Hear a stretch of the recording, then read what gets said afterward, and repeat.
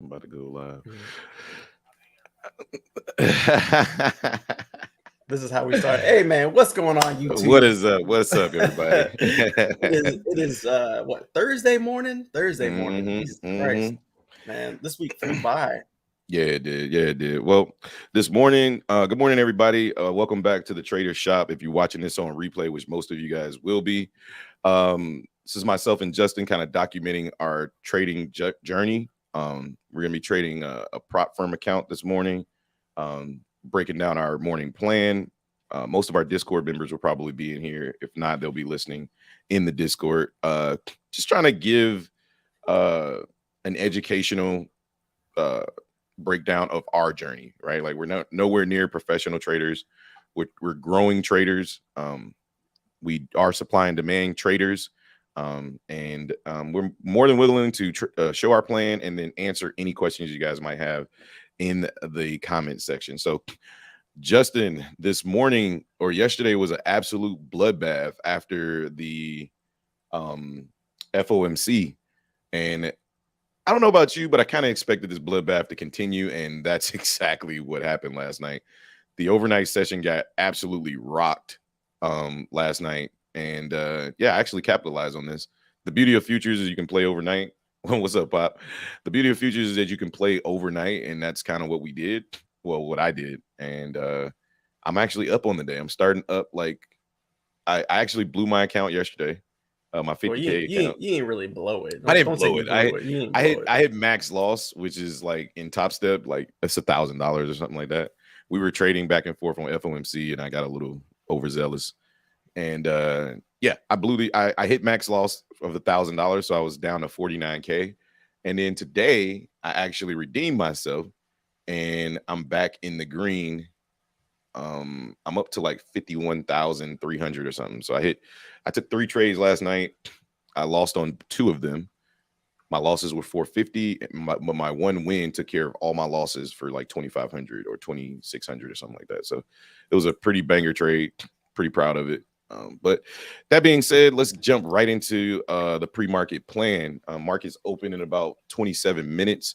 So my pre-market plan as a, again, supply and demand trader, I like to identify areas on the chart where sellers have previously been identified by these gross egregious sell candles, right? Like these candles right here are massive.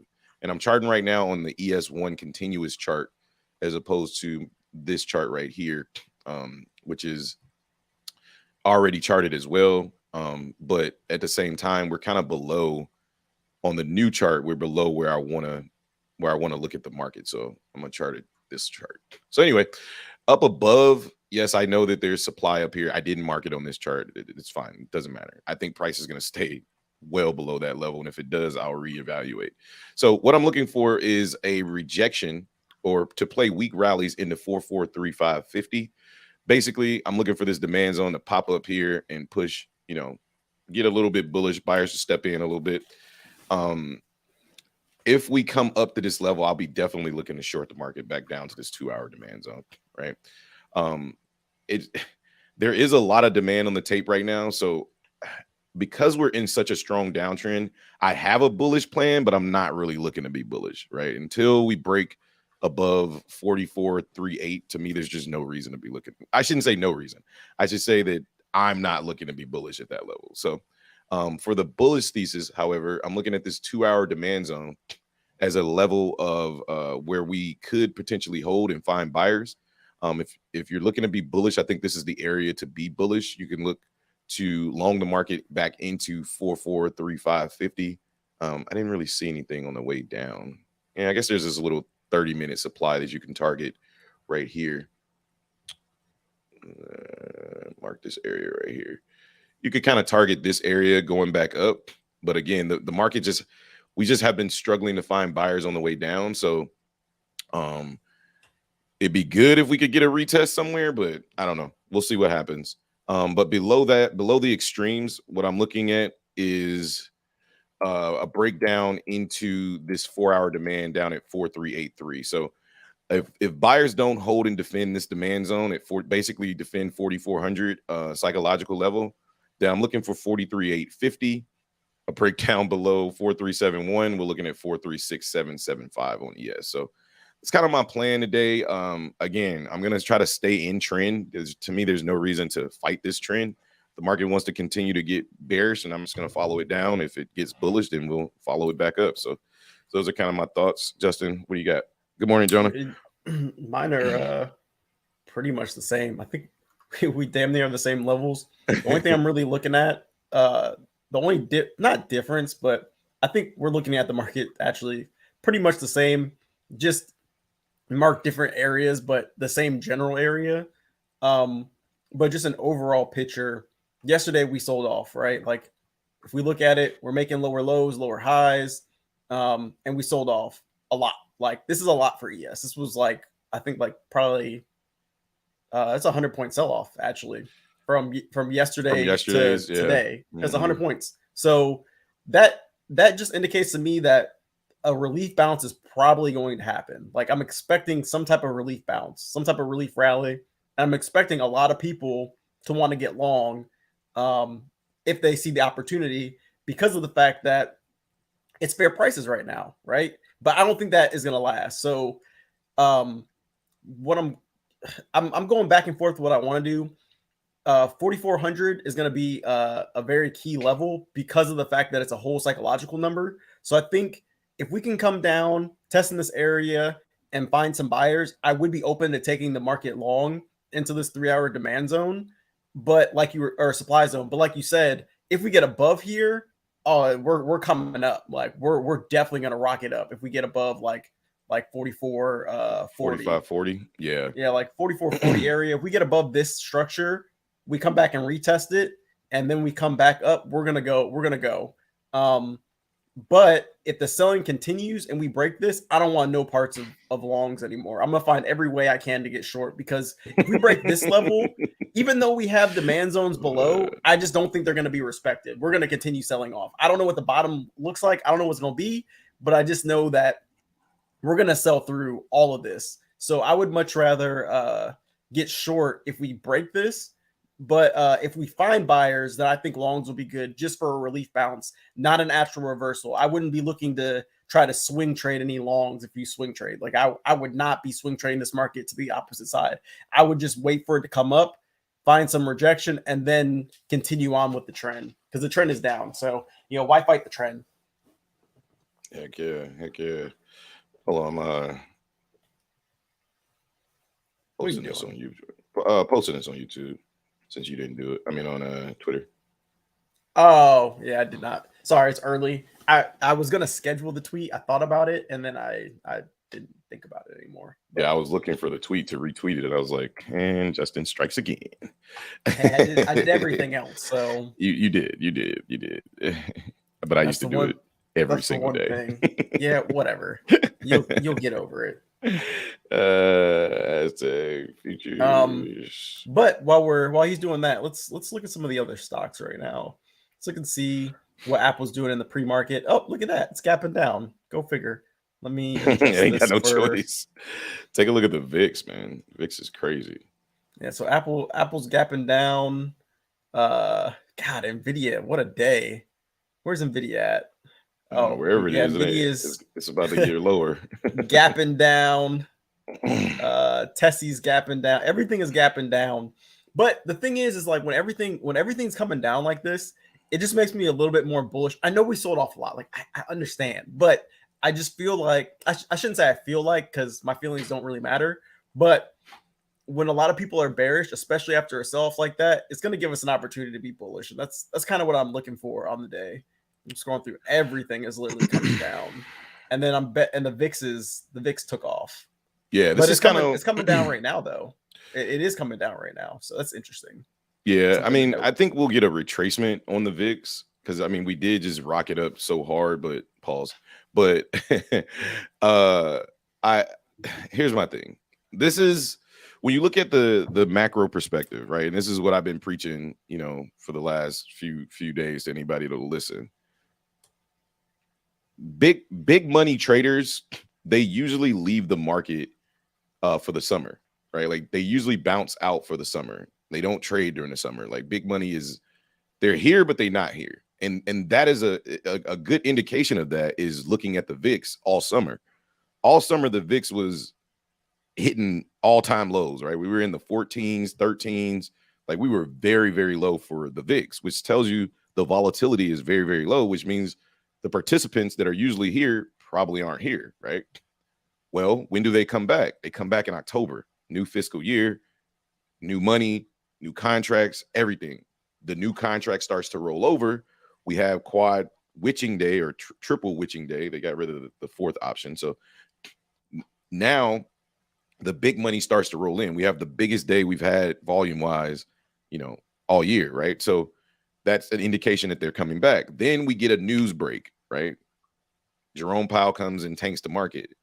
And in order for big money to start coming in and loading their positions, if you haven't traded all summer and you come back to prices this high and you have the ability to get prices down by selling the market and an egregious, like just putting tons of money, all this money you made back from the C word happened, right? You have the ability to sell the market down. You know that the market can come back up. The market can recover. You're going to load in positions while buying at key levels at the same time, right? But you're going to dump this market. But the only thing you can't hide is the fact that you're loading in huge buy or sell positions. And that is indicated by watching the VIX. So I expect the VIX to start running up. I mean, if you're an options trader, you want to see the VIX, a good trader that we follow by the name of Carmine. He says he doesn't trade options until the VIX is over 20. And I think that's actually a really good strategy because the number one thing you need when you're trading options is volatility, right? So if that volatility is not in the market, right, you're not really, I mean, it's a reason why zero DTEs are getting wrecked right now. So just a little food for thought, man. Like I said, we're I don't know. I think we're 50-50. I think that we could get a bounce, but I ain't betting on it, right? Like I'm betting on whatever the market's showing me right now. And right now, the VIX is kind of pushing back a little bit and the dollar's selling off a little bit, but I don't think it's done. I think that the fear is here, right? Like I think that we've hit full-time fear mode, right? So yeah. So the dollar's pushing, blew past my supply zone too. Jeez. Yeah, the dollar's setting it double top though up here. So but it double top with a higher high. Everything is indicating that we're coming down lower, but we're not going to come down in a straight line, which is why I think. Oh no, I think more than likely we're gonna get some type of bounce today. I'm not saying it's gonna be like a full on uptrend or anything, and I don't think we're gonna short squeeze. But well, I mean we could, but I think mainly 4,400 is gonna be that level to watch. Like I think that's gonna be the level. That's where that dog. If bulls get below, if bears get below that, what's up, Malik? Stand by. No, it's no. We can hear you. We're live on YouTube, but both of us have each other muted, so we're not double talking. But if you guys want to talk in VC, you can, or if you can't talk, we just prefer that you type in the YouTube chat because it's easier for us to see it.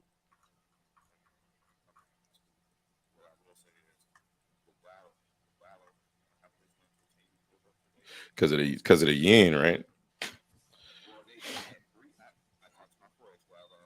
Mm-hmm. He was saying that Sweden, Japan, and somebody else make decisions. Yes, between 3:30 in the morning and like 9:30. Like three of them make their decisions, and they all expected to, after those decisions, so the dollar should be pushing. He said, yeah, so we can make a lot of money on the dollar tomorrow. This. I say, well, nah. I said, well, I'm trying to get the implication. Exactly. Oh, yeah, I don't care about books. I'm just trying to get the news for some other people. Exactly. Like I need it. It's not necessarily market conditions, it's the currency conditions. Yeah. But yeah, but here's the thing to Justin's point, right?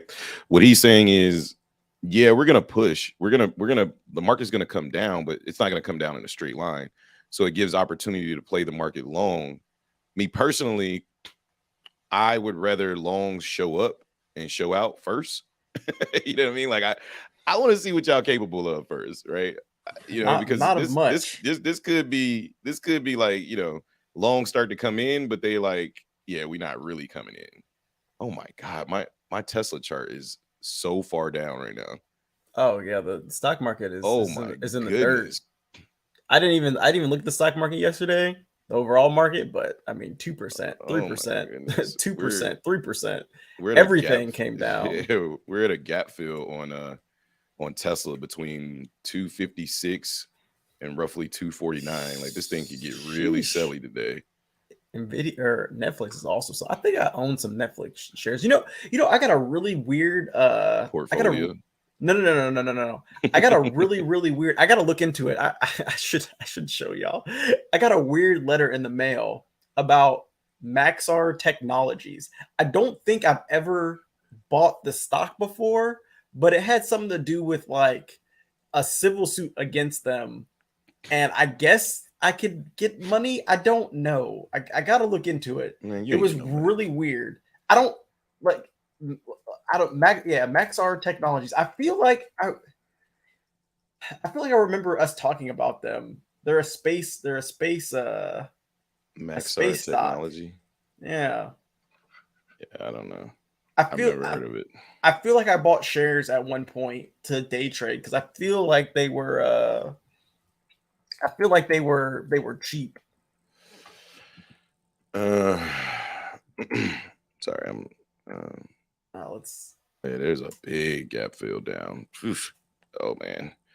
Tesla gets to fill in this gap. NQ is gonna come down. Man, Nvidia, what happened? Oh boy. Oh boy. I didn't think we'd ever see. Nah, I shouldn't say we'd ever see. I didn't think this thing would come. God, look how fast Nvidia came down. Wow. Oh, they're not on the stock exchange anymore. Huh. Interesting. This is gonna be good. Today's gonna be interesting. Like I said, I'm gonna be patient this morning. Just looking for nice setups. But what time we got? Like 12 minutes? Oh yeah, we got 12 minutes. We've got time. Got time today. 316. I'm just very curious to see like if we do find buyers, like if our levels hold, right? Which and you know, we get our levels from the chart, and then you know, at least for myself, I've been experimenting with getting levels from Bookmap. Yeah. And just but my Bookmap levels come specifically from the delta, because I think being able to factor in buyers and sellers using the delta, and I'll show my Bookmap real fast. Yeah. I think being able to see that. So basically all the delta is it's bid volume minus ask volume, or AKA sellers, or I think it's buyers minus sellers, right? So if you have a positive buying, then more buyers were there, right? It's the way volume works. And if there's more selling, then more sellers are going to be there, right? That's kind of how the stock market works, right? So if you know that information, then you can use that to base where people are going to be, and then you can kind of try to figure out where their stop losses are, and you can figure out where they're going to be in a lot of pain, and also where these big positions where people are going to kind of hold the market above and below. So let me change this. Here we go. All right, so over here on Bookmap, I'm looking at this column right here, this delta column. And you can see right now there's a whole bunch, it's green. So there's a whole bunch of buying up here, right? So let's just say the market, let's say there's a whole bunch of buying up here, and I'm like, okay, well, all these new buyers, where are they going to probably stop out? Probably at this swing right here. This is where I would put my stop. I put my stop either here or down here, right? And then lo and behold, what we got right here, a whole bunch of orders, right?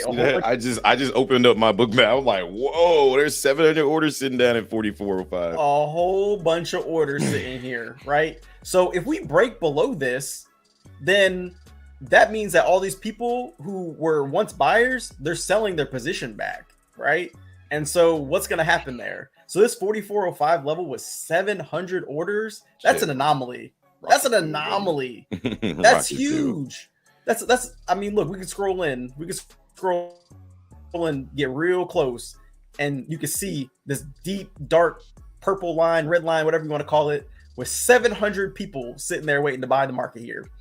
So I don't know. We'll see. Maybe it's a big institution who's trying to fill his orders here, and then the market will rally. But we don't know that, though. We can't know until it gets tested here. So if you're ever using Bookmap, if you're interested in using Bookmap, what I do is, at least for me, is any orders that are sitting here, I just wait for them to be filled, because what can happen is they'll put all this orders here, and then like they'll get to 4404.75. You'd be like, yeah, it's time to buy with these guys. You hit buy, and then immediately they take the orders off, and then the market flushes. And you're like, what the fuck, man? I bought because I thought y'all was buying here too. So you just gotta wait. You gotta let these orders fill, and then see what happens. Do we start to rally off of these orders? Do we come back down and try to break it? What so? They call that front running, I believe. And I try not to front run the market as best as possible. So, it happens sometimes, but. Yeah, I'm just looking to see what happens. Like I said, I'm expecting the market to come up a little bullish. I mean, it really has no choice at this point. Like, it's either you has a choice. Well, what I mean is, as far as bulls are concerned, you either defend this level, or we're going down much, much lower, because this is also weekly support. Like, once we break through 4,400, like, it's going to get really, really ugly. So it is going to get bad. If buyers want to defend, this is their chance. This is their one and only chance. Early in the morning, get it done. Like I said, for me, I like shorts this morning. So I'm just gonna, if we come out super bullish, I'm just gonna be patient.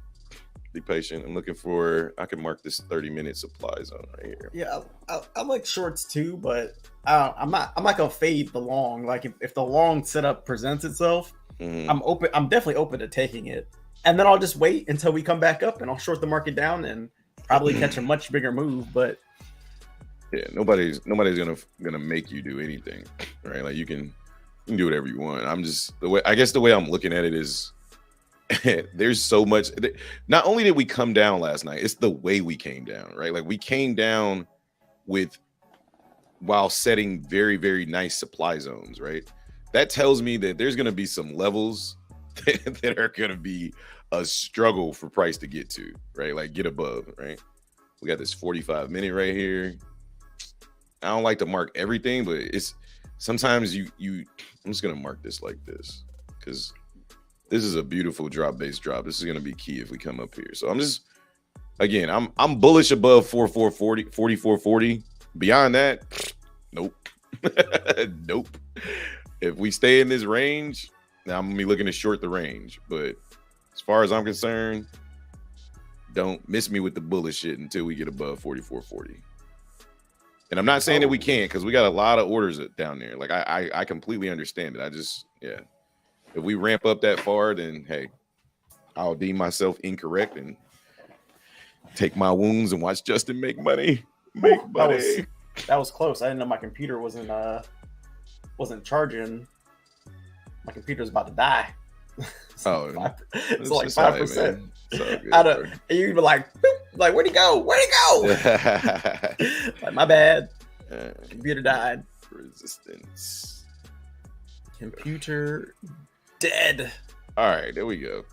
Okay, so there it is. Like, weak rallies into 4419 through 4422. Then if we get above 4422, all right, here we go. All right, here's the bullish plan. Here we go. We get above 4422 and hold. We get price acceptance. Then I'll look to long the market into resistance at 4433. There it is. There's my bullish plan. At least that tells me that we broke some type of structure, right? If we break this little structure right here, I'll be more inclined to say, okay, we getting price acceptance. Then I'll look to long into 4433. I'm just not going to be the first buyer in this shit right here. I'm not. And I feel like this, I tell you what, okay, one more scenario, because now I'm starting to see the bullish case, right? One more scenario. If we come back into this little box right here, right? The pre-market box. A pre-market box. If we come back into this little box right here, I'll be looking to take loans, right? If those, and that's right where those orders are at 4405. If we come back, like we get rejected before we push all the way up, we get rejected maybe at 4415, 4415 area. We get rejected right here, right at these highs, right? We get rejected at 4415.50, and then we push back down into this box aggressively to get everybody bearish, because I mean, you see this big downtrend, everybody's gonna be looking to be bearish, and then this level holds, and we get a nice aggressive candle out of this area. I'll look to long the market into 44.19. That's my other scenario. Just made that up off the fly, and I think that's a good plan. So yeah, so those are my bullish case. There you go. So I'm not completely a bear. I have a bullish note in my bag right now. But yeah, other than that, man, I mean, 8:26 this morning, Discord fam revved up and ready, showing love to the Discord, to the YouTube channel. One day we're gonna look back on these streams and be like, man, remember we used to have like 4 people in here? Yeah, I remember when I first started the other channel, the crypto shop. I used to have like, I think it was like 5 people in here, bro, every night when I went live. Like, nah, there was more than 6. There was more than that. It was like, No, bro. It started out as like 20 people. You No. was on it. You was, bro. I remember you was on and popping. Don't say No. You was on and popping. Here you go. I remember. Here you go. I remember. It wouldn't be a Justin and Shields fucking broadcast without an argument. See, what you're forgetting, right. we got to. What you're forgetting is the times when I used to go live at night. Oh, nobody watched you at night. Nobody Thank cared. you. Okay. Well, that's what I'm talking about. I'm saying I remember, but people now, if I go live at night, like if I load up the crypto shop channel, when I used to go live at night, we still get 30, 40 people in there. You know, Yeah, but that's true. But when I first started, Jesus Christ, right? What happened?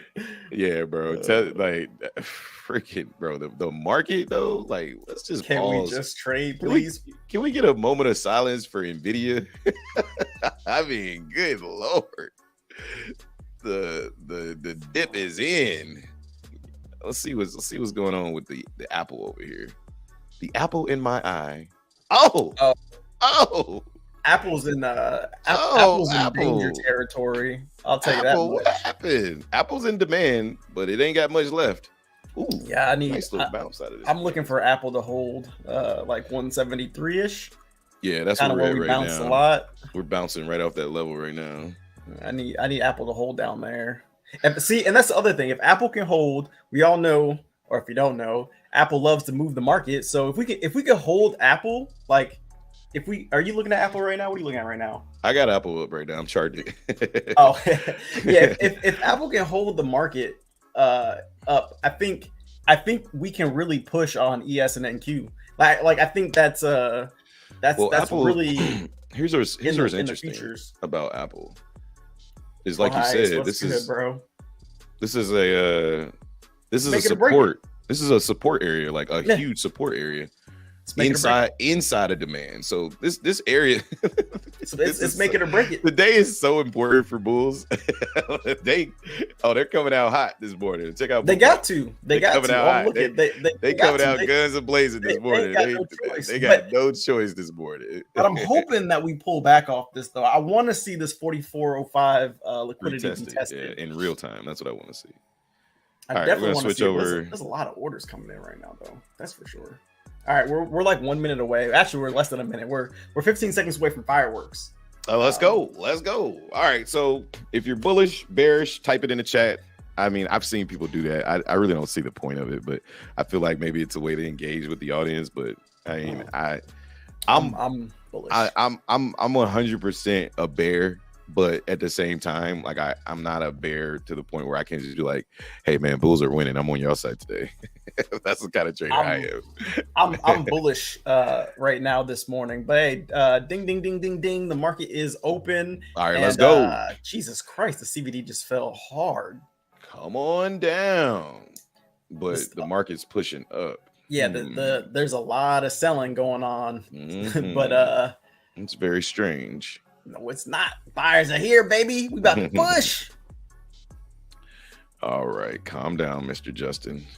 Buyers All right, and then buyers are here. You guys will be able to see our trade, at least my trades. I don't know how Justin's showing his. I think he's going to show his through TraderVate, but no, Ninja. I'm on Ninja. What you say, Ninja? Who you calling a ninja? I'm just kidding. I'm calling you a ninja. All right, so my trades will be. I'll be taking my trades on TraderVate. However, they'll be coming through on TradingView. So we're looking at this area. We just broke that supply zone. Let's see if it. I mean, not supply. We just broke that resistance. I want to see if we hold up. If we close above it, right? So I'm looking to see how we react when we come up to this my first test for the market. First test for me is 44.1950. Again, I'd much rather us come back down to 44.05. So I'm just gonna see how we react, how price reacts up here. We're looking really volatile. We look volatile, but we're kind of stuck on Bookmap, right? Like we're stuck in between two areas. See, if you look at Bookmap, you can see it on yours. Yeah. We're kind of stuck at that 44.15. Sellers just slapped 577 orders at 44.18, which is exactly kind of where my supply zone is at, right? Like right in this area. So that lets me know that I got my supply zone pretty much set exactly where we factored in sellers, and they're reloading that area. So you can see right on at 44.18 on Justin's Bookmap, get wrecked, right? Exactly. Yeah, there's a lot of selling. There's a lot of selling going on at these highs already. I still think I don't know. I'm hoping we pull back. I want to pull back into this 44.05 level. I would not be a bull up here. And honestly, the more we push up, the more I'm like, all right, you want to keep pushing up? That's fine. We'll just short you back down. Hey man, he has come to the dark side. No, I'm not on the dark side. I'm on the right side. I'm on the side of money, baby. Exactly. I'm on the green side. Where's the money? That's where I'm trying to be. Yeah, we're just kind of toying around this morning so far. Bulls and Bears. Bears are not giving up. So there's a lot. Oh my gosh. Yeah, so that's the rejection I wanted to see right there. But what I'm looking for to see how we react when we come back down into this 692 orders sitting down here at 45.05. So yeah, I like to just be patient, let the market kind of come to me. So let's see. Some aggressive selling going on. We'll go back to the charts here. There we go. You see the rejection going on here. That's kind of what we expected. Right up at that supply area. We got it a little early. And now we're engulfing, a bearish engulfing. And you can see on Bookmap, like bears are coming in aggressive, kind of like we figured. But again, I know that they want that. Look, oh, they removed it. All right, they removed the liquidity. They've removed the liquidity. Those the liquidity has been removed at 44.05. Look at you can see the liquidity retreating. Look at the liquidity just retreating. They're like, you see all the red folks? Get out of here. All right. And now for me, I like to see things like this kind of play out. Like, right. Oh shoot, I just removed myself. There we go. I like to see this action play out on a 5 minute. Just let this, and this is just the way I trade, right? Like I like to factor in the bears first. I don't want to be the first seller, the first buyer. I want to let this give me like 2-3 consecutive candles of just aggressive selling. That makes me happy. It makes me comfortable as a trader. And then I can mark this area as an area that I want to see retested. If we don't retest it and we keep coming down shorter, my TraderVate just blacked out. Oh, did it? Let me check mine. No, I'm still good over here on TraderVate. You making too much money, Emmett. Making too much money. Resetting it or something. Try logging out, log back in. Yeah, refresh it, log out, log back in. Just be careful. If you're a bear down here, be careful right here because, again, although we came down aggressively, you got to remember where we came from. There were 700 orders sitting down here, right? We pushed up, and now this could either be a lower high, a higher low, or we're getting ready to come down. But we definitely just broke trend. So we'll see what happens. Yeah, this was support for us before though in this area. Mm-hmm. Price was definitely supported here, but if we can't hold, we're definitely coming down. There's nowhere else to go but down. Mm-hmm. I do like the 1 minute candle we just got though. As far as holding, it this could be a pullback. A lot of people are going to try to get short here. Oh, and there goes the bullishness. And see, this is why I was saying, like, just be careful because this is technically a higher low putting in. But let's see if we get back above these highs and try to retest it. That's why you just kind of be patient, man, because a lot of times you can make money on these downtrends, on these quick pushes down. I mean, I'm sure NQ probably ran 100 points, give or take, right? Like, so we go to NQ. Yeah, it pushed down and came right back up. Yeah. So, I mean, there's money to be made here. I mean, it's a 70, 80 point move on NQ. Like, bounce right off a weekly demand. Like, there's money to be made. Me personally, I know that there's money to be made every time the candles move. That's not the question. The question is, how do I consistently make money when the candles are moving? Yeah. Was able to scalp it from 44.1625 to 44.09. Very good. Very good. Very clean trade. You scalp the rejection and right into the demand zone. So that's a good exit point right there. So good trade, man. Good trade. Again, I'm already up significantly from the overnight session, so I'm not really in a rush. Yeah, let's say we're gonna come back down. Maybe retest this. Yeah, look at this selling. The question is this is this gonna be a pullback to go lower, or how did I take this box down? Is this a pullback to go lower?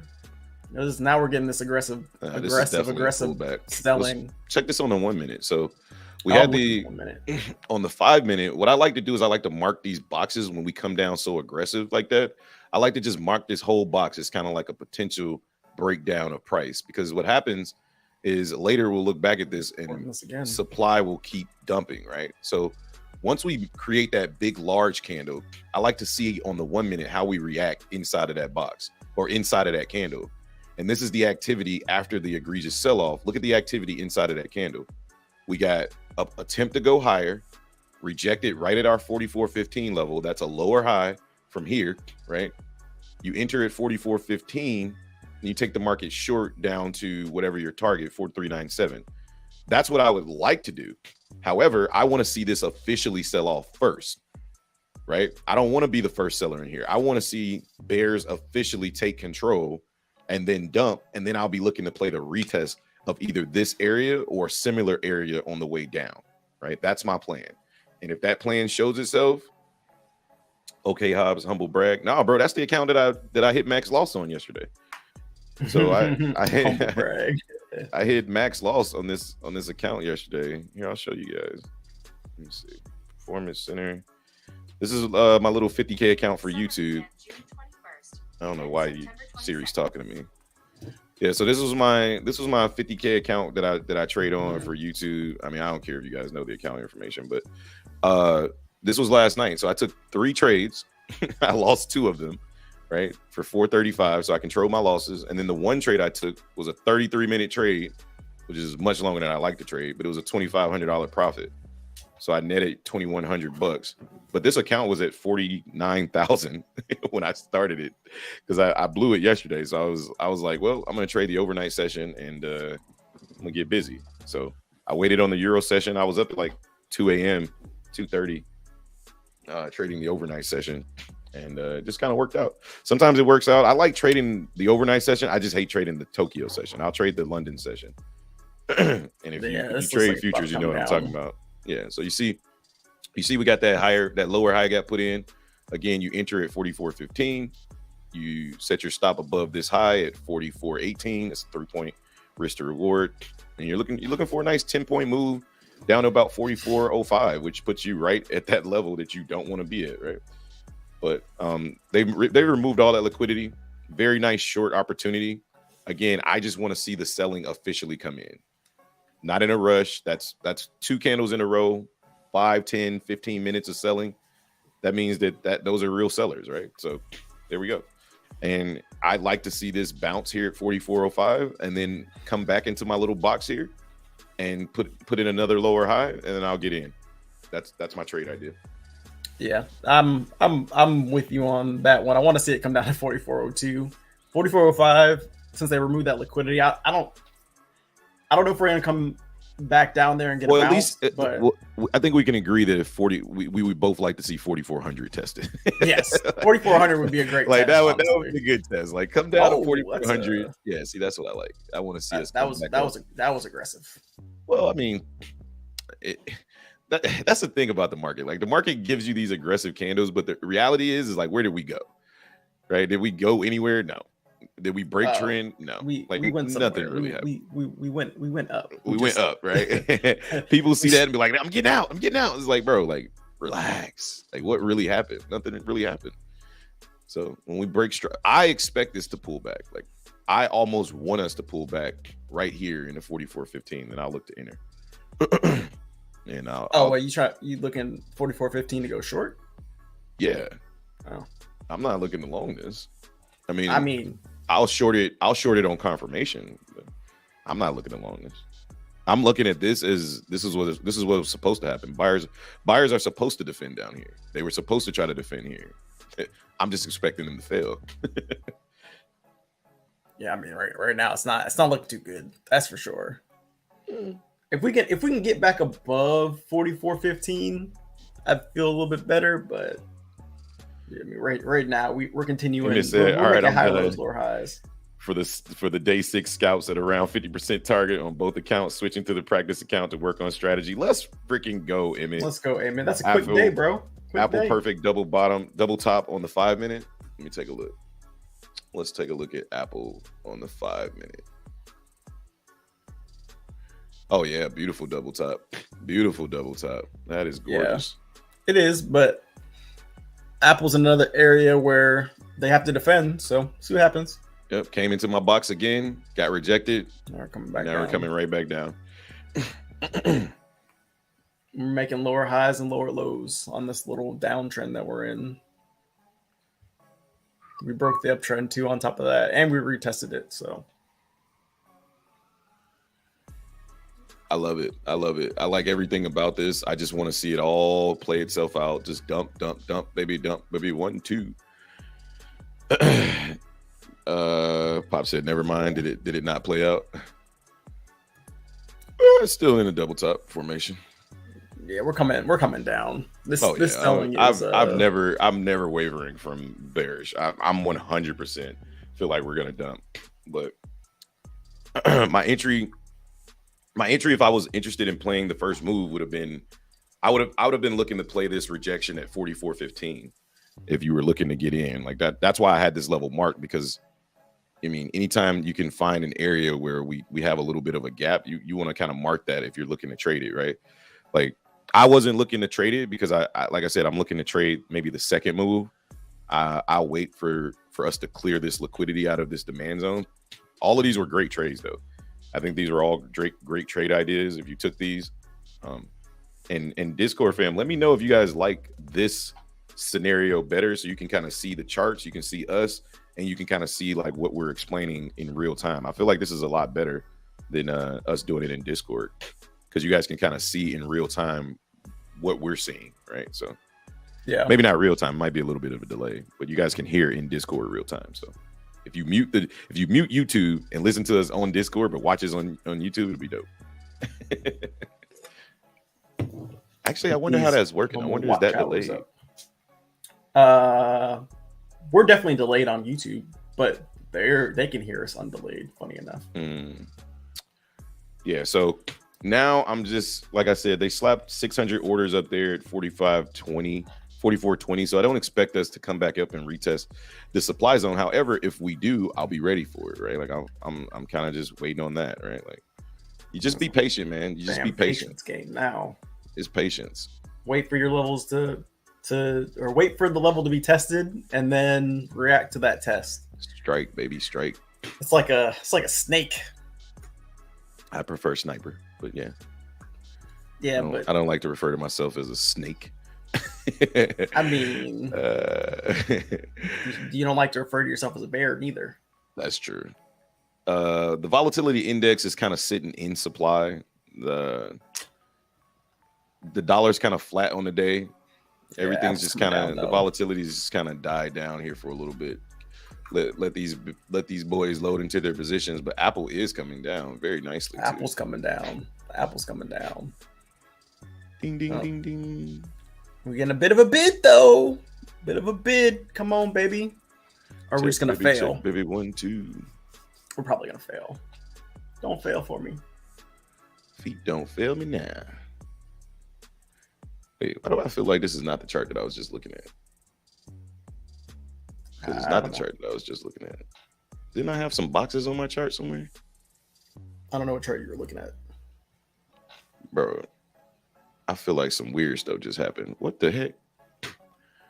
Oh, this is NQ, and I was looking at ES. Okay, here it is. I was like, what happened? Okay, there we go. We're catching a little bit of a bid here.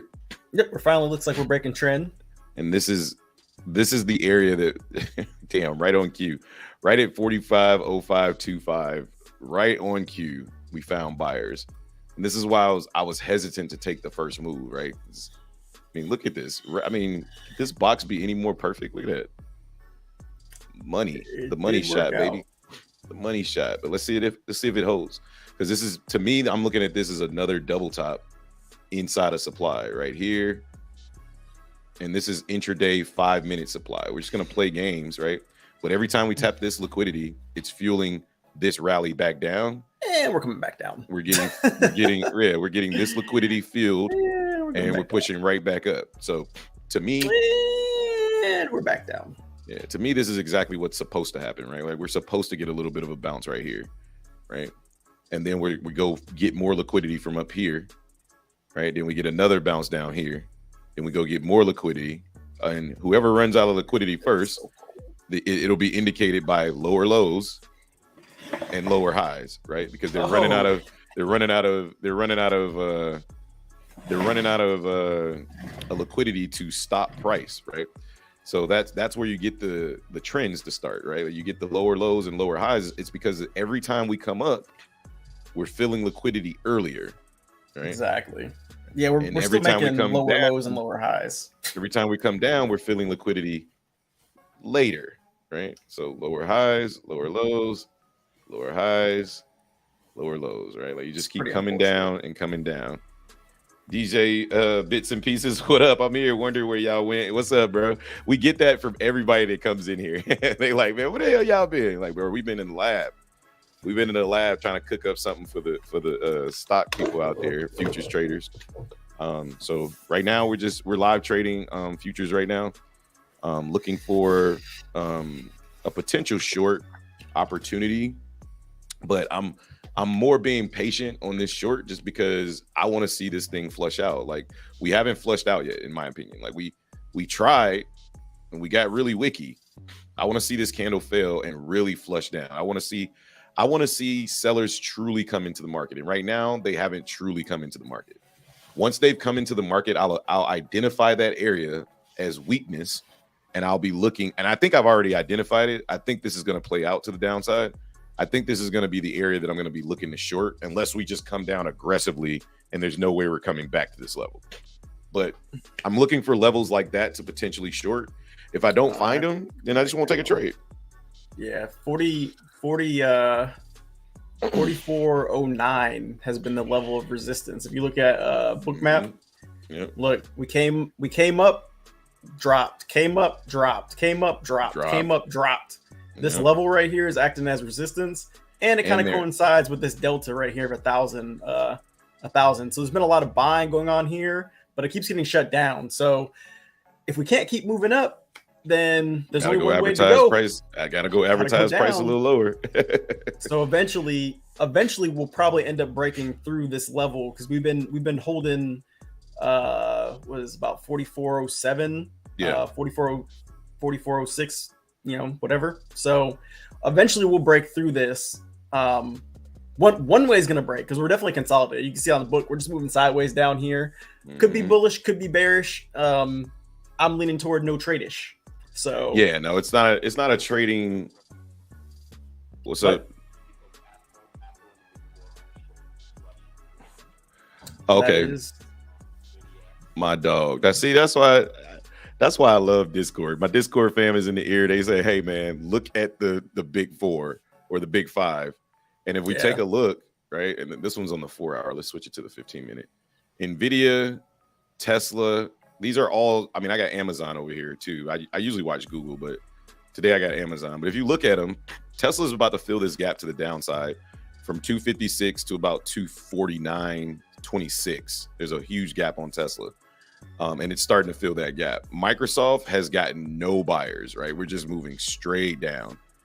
It seems like we're consolidating, just waiting as usual for Apple to officially flush.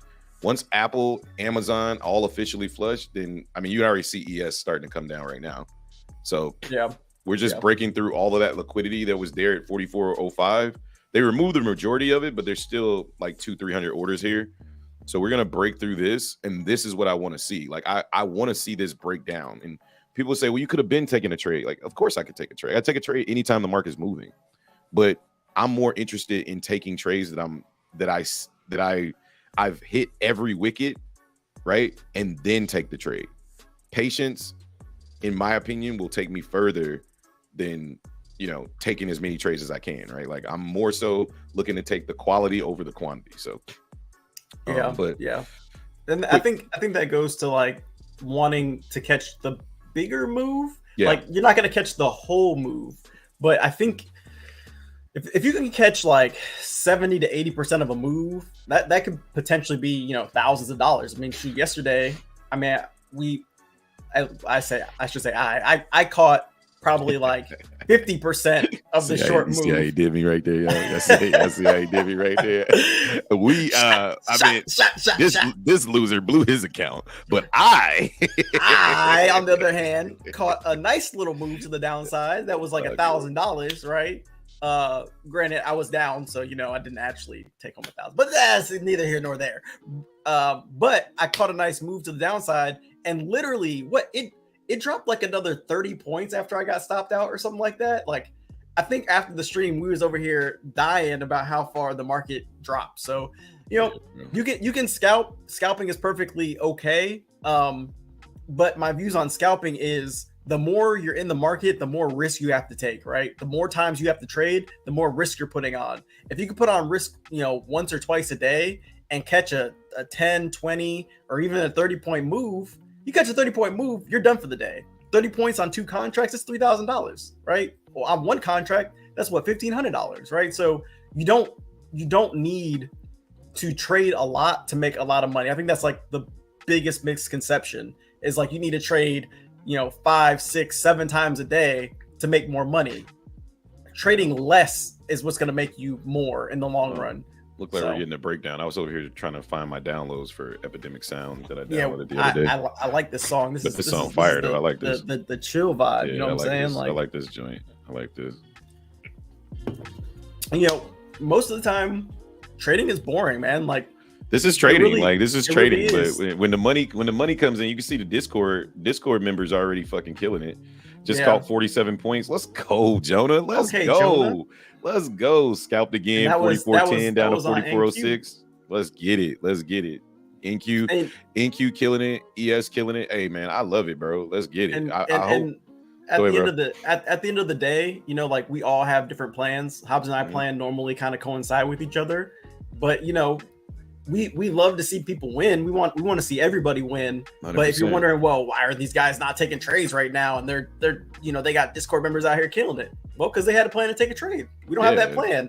My plan right now has not hit, so I'm gonna sit here and wait. Are we getting close? But we're getting your screen. Can you only see your screen on YouTube side? Yes. You want me to share my screen on Discord? I can do that too. Yeah, I shared mine. I didn't even share my screen. I mean, I could share it. Which one you want to see? Big Watch dude, you want to see probably the actual chart. You want to see the charts?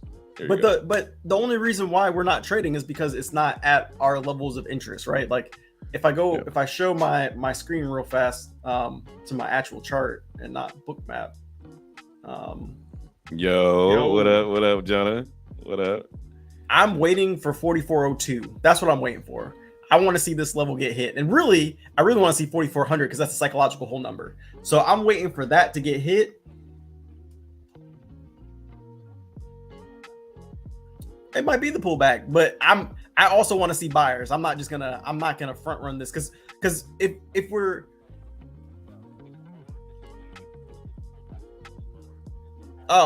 Well, that's not a pullback. That's a right now we're trying to break structure. We're trying to break structure right now. So if we break this structure right here, right? Let me find my tool. Let me go. If we you're talking about, if we break this structure down here, right, and we come lower than this low, I don't want to trade. I don't want to be a first buyer, right? What that means is I want to see the market come back up, come down and make a lower high, and then I want to take a trade. Oops. I think the key for me is in this area right here. The key for me is just letting the market develop, right? Like, I'm not saying that there's not money to be made. Like, and this is just the way that I and Justin trade, right? You can see that, you know, members in the chat, they trade, everybody trades in different ways. Like someone's scalping the market, somebody's taking 47 points on NQ, right? Like there's so many different ways to trade. The ultimate goal to me is to try to be consistent, right? Consistently win, right? And, you know, shout out to my man Joe, because I know you close now, bro. I know you close. Did you play? Yeah. Like, I can taste it. I can taste it. All right, we just broke structure. Let's go, baby. Just close the account, man. Come back and kill it tomorrow. Or finish it off, bro. Hey, whatever you want to do, bro. Get that kill count. Get it out your system. That's where I'm at. Like I was killing my 50K account last night. The one that I blew, but I went nutty on that boy last night. I said it. I ain't blow it. I just hit max loss. Whatever. Yeah, which means he blew it. Yeah, in my case, I like to let him know he blew it. He blew it. He's all right with it though. He blew it. Yeah, I came back. Hey, I came back with a vengeance though. I only need to make. You did. I'm trying to make like 500 today because I can't make over. Yeah, I gotta make like another. I'm trying to make like another 400 and then just make 1500 tomorrow and just be done with it. And then that'll be funded too. Because the way I look at it, like these is like bonus accounts. Like I ain't even really mean to get like I bought so many of these damn accounts because I bought them because they was so cheap, bro. I was like $50. Like give me all of these. Give me all of these. Yep, $50. So I can be the way I look at it, I can be aggressive on one and conservative on the other, right? Like if I'm gonna be aggressive, I can't blow the account, right? Like if on a day that I want to be aggressive and I lose 1,000, then I just stop trading for that day, and then the next day I'll look to be a little bit more conservative, and once I'm up, then I'll be aggressive again. So it's the way I'm looking at it, and it'll probably get funded fast. Like last night, I played 3 minis on a 50K account, probably a little bit more than I should be playing, but I was very confident in the trade. Pretty aggressive. You know what I mean? I was extremely confident. Like it was a $2,500. It was a $2,500 trade, and I only cut it because I had to go to bed. Right? Like I was like, it's 4 o'clock in the morning. Like let me just take this. Yeah, I only cut it because it was 4 a.m. I was targeting 4.3, 4.9. I was on NQ, and I was targeting. I think I was targeting where we're at right now, like 14.936. That's where I was targeting. And we actually hit it at 7 o'clock this morning without even coming close to stopping me out. I was short at 5,100.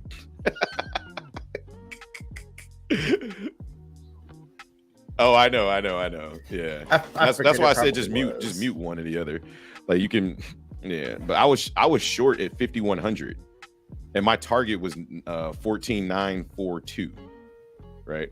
So or 14.936. So I never got challenged on this trade. Like I was green with 3 minis the whole way down. So we're coming to a very important area right now.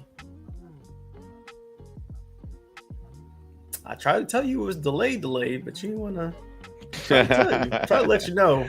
I've been there. I've done it.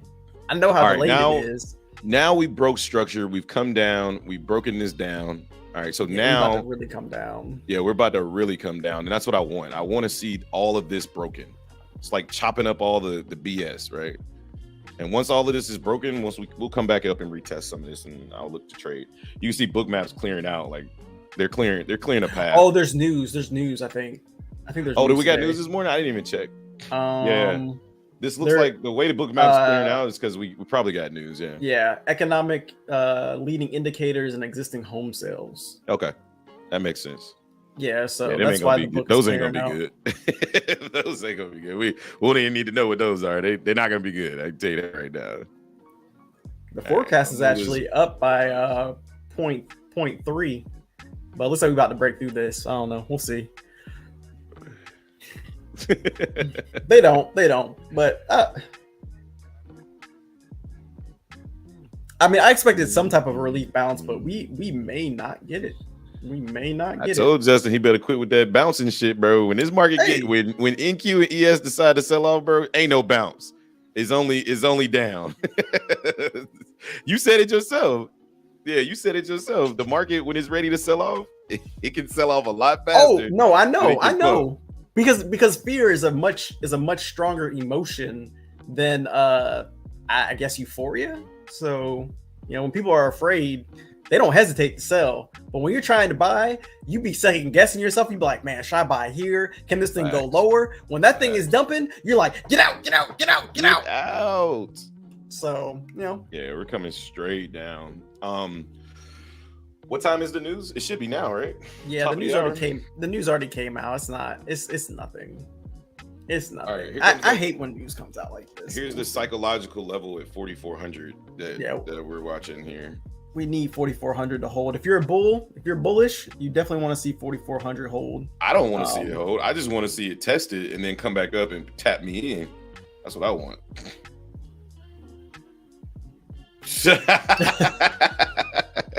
Facts. Oh Hey, my look at God, the 15 minutes. It's straight down, bro. Like crazy. No, Oh, I just got the Twitter notification in U.S. home sales. It happened too fast. I didn't get to see it. But yeah. Well, I expect a defense of 4,400 at least. Good. Gotta get something. I just want to see a nice full retracement here. Like if we can get a nice, beautiful retracement, and not your type of retracement, Jonah. Jonah be like, hey, that was it right there. Go on, get in. Hey, you saw that one candle come back up. Then you, hey, that was it. Yeah, that was it. You got 1 minute to get in. Yeah, I think we coming down, ladies and gents. Yeah, this is. They got 900 sell orders.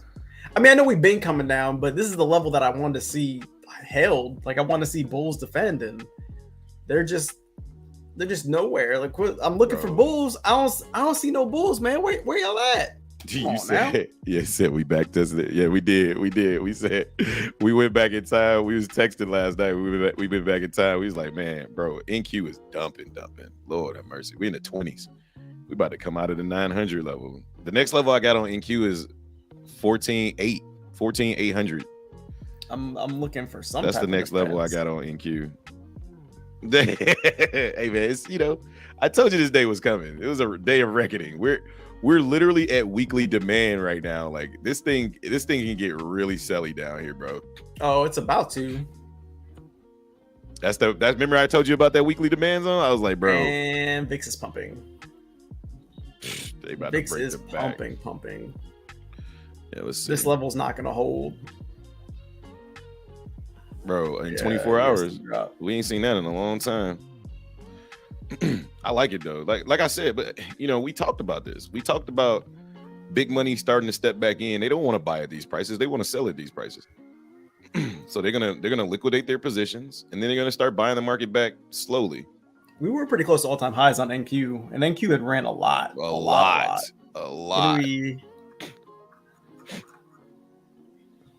Yeah, that was the unexpected hype. I mean, I think NQ was up. Yeah, I think NQ's up 25% on the year. Yeah, like 25% or something like that. It's like some ridiculous numbers. Yeah, it's a lot.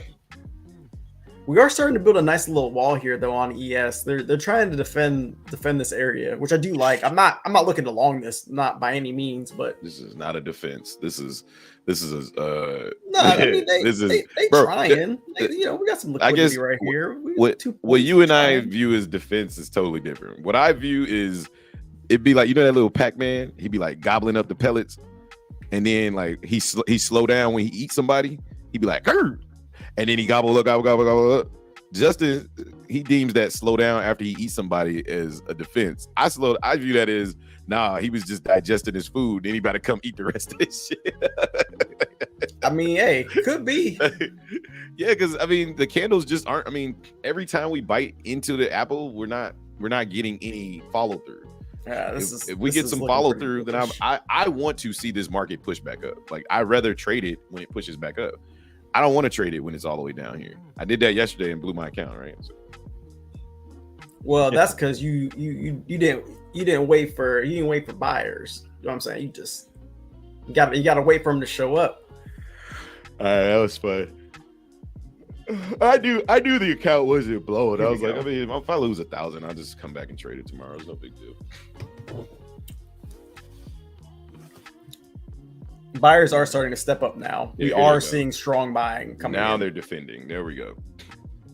Or we're finally seeing. I told you it was a little wall of defense. Not only did they defend this area, but they're also starting to move up the liquidity as well. Mm-hmm. So, and the VIX also double top. Yeah, the VIX. Oh, you said the same thing I said. The VIX just double top too. So that might have had a big deal to do with it. It may be a trap. Oh, it's 100% a trap. It's 100% a trap. I'm not racing to get into this long, but long. I want to long the market down here. I'm not going to sit here and hide the fact, but I'm also not an idiot. I'm not going to sit here and just long the market because there's a green candle. Hey, who said anything about you being an idiot? Calm down, Buffalo Bill. Calm down. Shut up. Buffalo Bill, my ass. Just remember what Josh Allen. I do remember when Josh Allen threw 3 picks. No, don't say the nothing same about person. No 3 yes, I do remember that. The question is, he threw 3 picks to the same person. Did the person that he threw 3 picks to, did he also cause the fumble? That would be an anomaly right there. That would be good. So, but we're not talking about that. So. Yeah, he just forgot all about it. He forgot all about it. I'm about to mute the server real quick. Now, I accepted that we suck. All right. But Justin needs to accept it too. Justin needs to accept that they suck too. We don't suck though. So I don't gotta accept nothing. Jay, you looking for a double bottom down here on this absorption here? Yeah, I want to see I want to see us come back down. All right, I'm gonna switch to the charts real quick because some people may not understand Bookmap. Yeah. All right, so the level that Justin's talking about, where we got that absorption, you can see on Bookmap, it was absorption, and we never really were able to break back down. But you can see the correlation with the candles, right? If anybody knows anything about candle formations, right, a gravestone doji usually just means we're flatlining, right? We don't want to go lower than this level. It's kind of like, no, we're done selling, right? We got that here, which indicated that absorption was taking place. And then we started to push out of this area. What I believe Justin is looking for is maybe a pullback into 4401, 4400 level, and looking to take the market long in that area. But you can confirm your own trading plan there, buddy. Yeah, no, that is kind of my plan, although we are looking very, very bullish. I'm just watching Bookmap right now, and I'm just seeing where there's just a wall of orders below us, and not a wall of orders above us. So that to me indicates that maybe, just possibly, bulls are trying to defend on these pullbacks. So we'll see what happens, but we are looking very, very bullish down here, which is what I wanted to see. A reclaim of 4410 would also be very bullish as well, because 4410 was an area where, if you look at the chart on the 1 minute, that's where sellers were defending on this sell-off. So if we reclaim 4410, it's going to be very, very bullish. But I like to see some type of pullback or something. This is a pretty big 5-minute candle we got going on here. It's a 7-point candle. It's a bullish engulfing. It's pretty nice. Yeah, so it's a pretty nice candle. I'd like to see some type of retest. But it looks like we're coming. Looks like we're coming up. So NQ just ran 50 points. I just looked at it. I'm looking at it up in the little tab. Like it went from 29 to 81 in like 1 5-minute candle.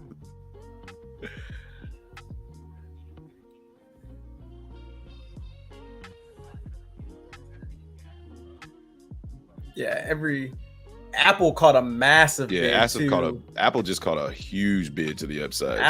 Apple caught a massive bid. Mm-hmm. So yeah, I just want to wait, see if we can't get some type of pullback. We're looking bullish again, and I think a lot of sellers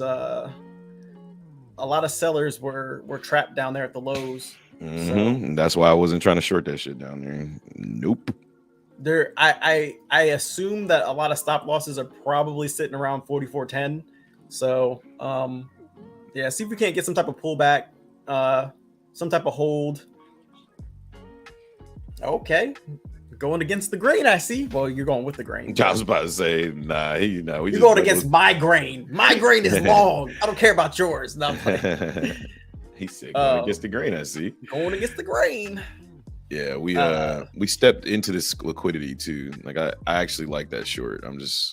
Yeah, 40, I want to see us come all the way back up. 40. It looks like they're trying to defend 44.05 as well.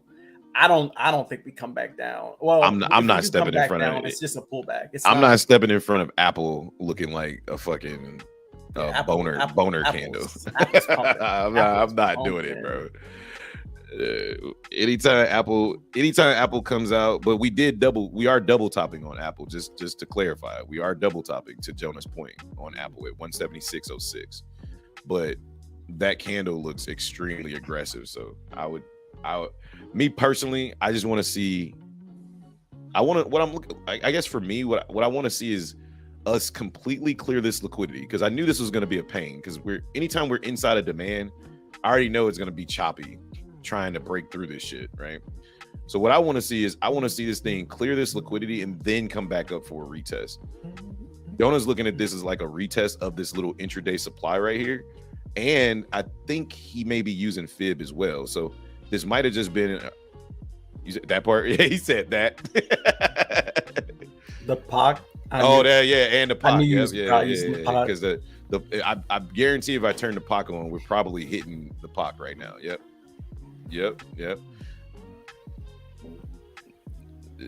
Yeah, he like, thank you, I'll take it. That's why I was like, Jonah don't take no short just off a whim. He probably saw something he liked. So, yeah. Then, why did you cut it? He said, yeah. Just got a third account and scalping NQ minis. He couldn't take it if it couldn't go to practice mode. He said, nah, fuck that. I'm eating. Yeah. He just started like this week. He's almost funded already. Just got a third account and scalping the NQ minis, 2 contracts, and have the third at around 50%. Am I trading correctly? I feel I'm breaking some rules. What do you mean? I can't tell you if you're trading correctly. Like, those are your rules. You set your own rules. You set your own rules, baby. This is your business.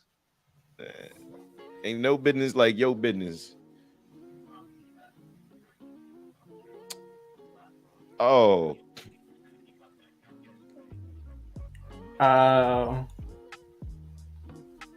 Is he talking about he's with a Topstep, I think, but is he talking about it just seems way too easy. I mean, way too easy. Hey, relax, just relax. No, you're not breaking any rules, bro. Like, as long as you're getting your 50%, right. It's easy. I'm getting in long here, guys. Okay, sweet. Yeah, we got a lot of absorption. We got a lot of orders that just popped up on the tape as well. But yeah, Emmett, as long as you set your rules and you follow those rules, like that's all that matters, right? And sometimes trading can be a lot easier than what people make it, because especially if you master the art of scalping, right? Myself and Justin, at least for me, I have not mastered the art of scalping, because I have a target in mind, and if I don't hit that target, then I just like to stay where I'm at, right? I'll go to break even, but I like to get the 1 to 4, 1 to 3, 1 to 5 risk rewards, right? My thought process is, in the long term, that risk reward will benefit me longer than scalping the market for an unidentified amount of points, right? I'm not saying that it's a bad way to trade at all. It's just not for me, right? So rally-based rally just got put in potentially on the 5-minute. Yeah. Good talk. I don't think it's a good time to sell. I think we're about to come down a little further, but but bookmap is starting to extremely disagree with that. But I'm just not seeing. I'm not seeing us getting back above these highs. I'm seeing. I do like that we're holding this this trend though. We just put in a higher low, and we're looking to push a little bit higher, right? So Justin got in at the right time, and he can set his stop pretty short below the lows of the previous candle. We double bottomed. I got about a 3-point stop right now. Yeah, we double bottomed at 4403.50. So yeah, I would say that was probably a good time to get out, but I think it would have been better if you just long the damn market. He said, "No, I will not loan this market." I'm gonna share this, but I'm gonna go ahead and put this up there. This is my trade right now. I'm up about 2 points right now on the trade. I'm gonna let this play out, man. My target's gonna be the high, so I'm gonna target 44.19 as the high. Lego. Let's go. Damn, how many contracts did you trade on that short? He said 3, bro. I trade 3 contracts. Shut up. 3 cons, baby. Let's go. It's $600 a trade on 10 points. Yeah, $600. No, that's it's $200. Right? Just in the POC is at 4409.75 on the session volume profile. Just a heads up.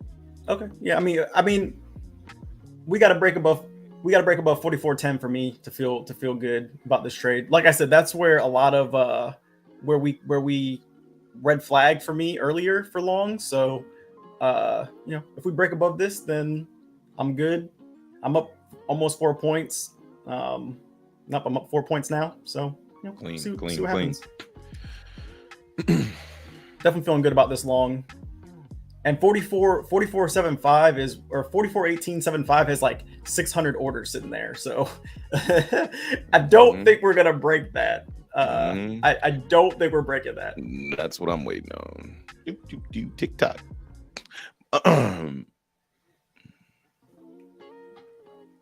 It's $50 a point. Yep. Yeah, on minis, it's $50 yeah. a point. I'm gonna you need 4 now. Points on ES. Yeah. Yeah, I'm looking at 44.12 here as a potential entry point for the shorts. I just want to see how we react when we get up to these highs. Looking really aggressive. Let's take a look at Apple. Very bullish right now. Very, very bullish. Yeah. Apple's still trying to get back above those highs. We double topped and never reclaimed those highs. I see it. I got it up on the thing here. So yeah, we're trying to get above structure here. Justin might have called a whale. Yeah, I want to see how 44.18 reacts. I don't want to get out exactly at 44.18, but we also have VWAP coming up. So I'm looking at. I want to see what happens at VWAP. See if we get a rejection. See what happens. But we are looking very bullish. 30-minute supply zone at 44.19.50, and VWAP is at 44.15. Let's check Apple. Yeah, Apple's trying to rally base rally. All right, bro, take it easy, man. Okay, cool.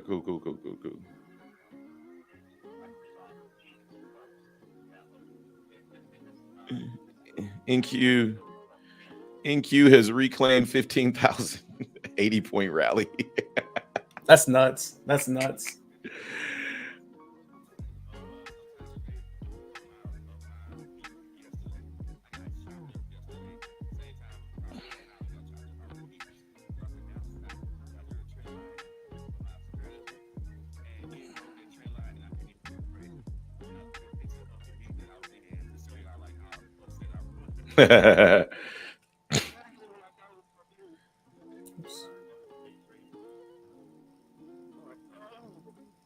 Where is I hate that I have so many tabs up.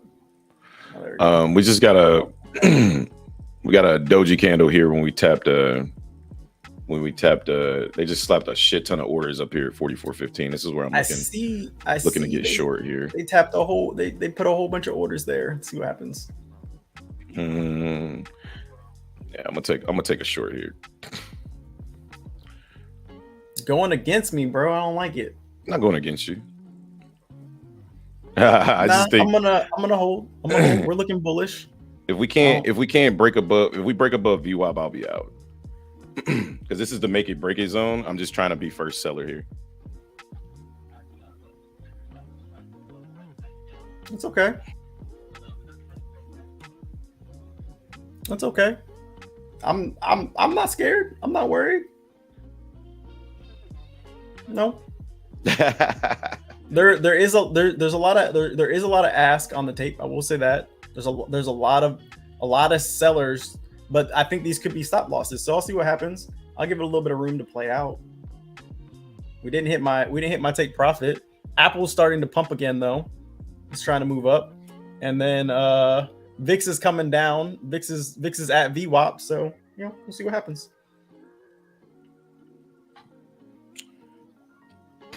I'll be out at 44.16. My only regret is not taking two contracts. I'd have cut one right here, but it's all good. If we it sucks, but it is what it is. If we push up above here, I'm moving my stop to probably this swing. And if we break the low here, then I might just get out for like 6 points. That's still not bad. It's $300. I'll take that. Take that all day. So we'll see. Just be patient. The one thing I like about ES is that ES moves very slow, so it gives me time to make a decision. Exactly, and if I'm wrong, I got time to get out. Right, like if we don't reject VWAP, then I got time to get out. Exactly, and that's why I like trading ES, because it don't give you like this ridiculous skyrocket candle straight fast, and you'd be like, shit. Well, if I'd have thought about that a little longer, I probably wouldn't have taken the trade, right? Exactly. I got time to think. It looks like Apple's trying to reject here, so this could be the end. I know that longs aren't the move. Shorts may be the move here. Shit, so they the move. They got you some points. Shit. They did give me some points. Take that bread. All right. Yeah, I'm gonna go ahead and we're getting this selling coming in. I'm thinking. That motherfucker thinking. I'm thinking. All right. And she say, "Hey, what I tell you yesterday, shit, if you ain't got no plan, the market will make one for you." Nah, you right about that. All right. Shut up. Stupid. All right. Shut up. Am I in a trade? Yeah, I'm in a trade. It's on the screen. Let me see what we do here at 44.10. I can't hear you, Malik. Somebody tell me Malik he in the fucking Matrix. Goddamn Matrix. Did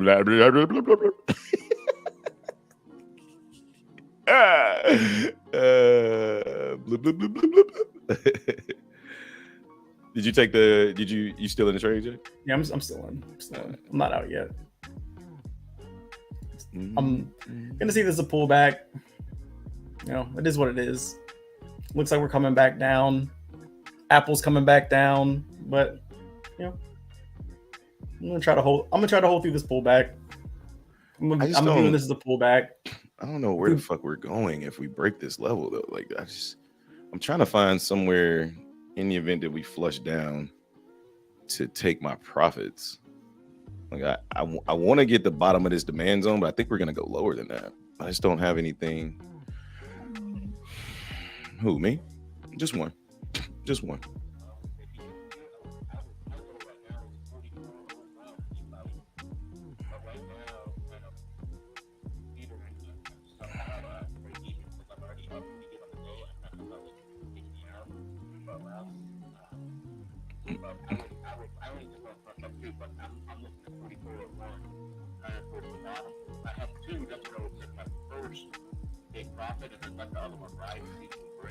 Yeah. I just view this uptrend as a lower high. I mean, we're slapping a lot of liquidity on the books. Trying to get back below the POC here. I don't know. I just don't like the fact that Apple couldn't get back above the highs. Justin, I understand what he's looking at as well. So this is just a pure definition of seeing the market differently, but we're both winning currently, right? Somebody's Yeah, gonna lose. I'm gonna get out of this trade. I think I'm gonna close this. Yeah. We're breaking trend right here. We're coming down. I don't see buyers stepping up. So Stop talking. Just sell it. yeah, no, I know. I really, it's so annoying this position to be in. Just gave back all these fucking He points. said, "I'm leaving." Bro, you gotta secure something. Like you had a plan. You just, I think you you gotta sell when the market is right, bro. Like when you buy low, you sell high. Shit, that was high. for this particular downtrend, bro. Like shit, it's gonna be hard to get back above you up. Like these fucking sellers ain't playing. All right, I'm riding with them, bro. I ain't riding with the Bulls. Fuck them Bulls. I'm out. I gave back pretty much all that profit. Made like $50, but whatever. Yeah, man, you gotta take that profit. When you see profit, take profit, baby. It's all right. It's all good. I think we can get down to 4397 pop is what I'm kind of targeting 4397 as my Audi 5000 point, but I just feel like I could get more. But I'm gonna stick with that. No. 4397 is my exit point. So here's the trade on TradingView so you guys can see it. I forgot Justin was showing his trade, so and watch this thing come right back up. Whoa, man. Whoa. Sorry. Jesus, Mary and Joseph.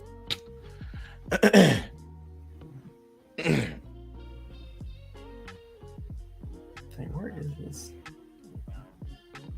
Yeah, I'm gonna watch it on the 1 minute. I expect some resistance here at 4404. I don't want to give back any profits either, so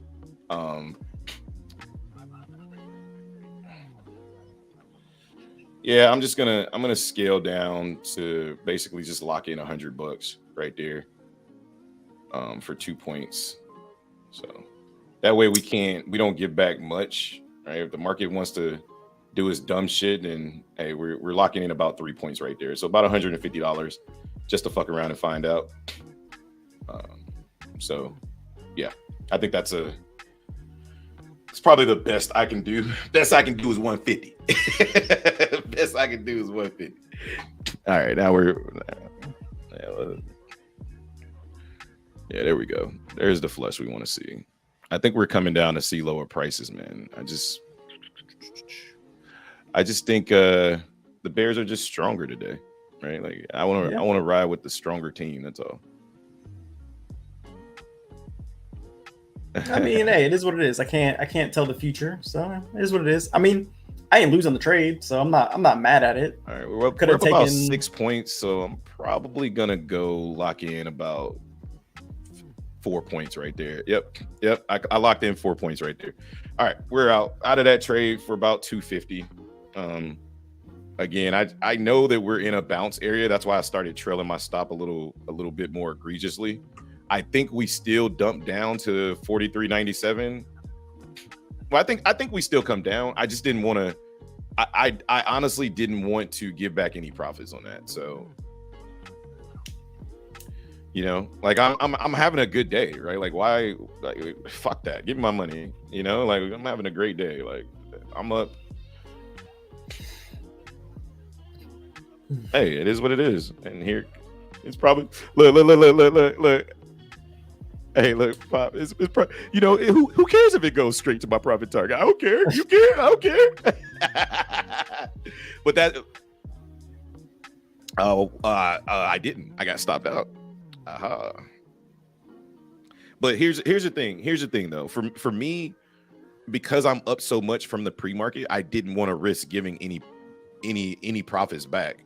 Right? Like I'm up $1,100 on the account. Like it's now at $1,300. I'm roughly about $1,700 away from getting the account funded. Why fight it? You know, like just hey.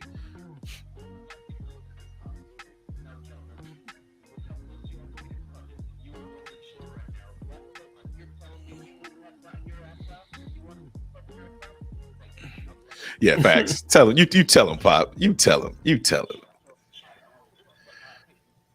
Yeah, no, he don't hate you. He just like giving you shit. But there's really no reason for me to have sold that from a technical analysis standpoint.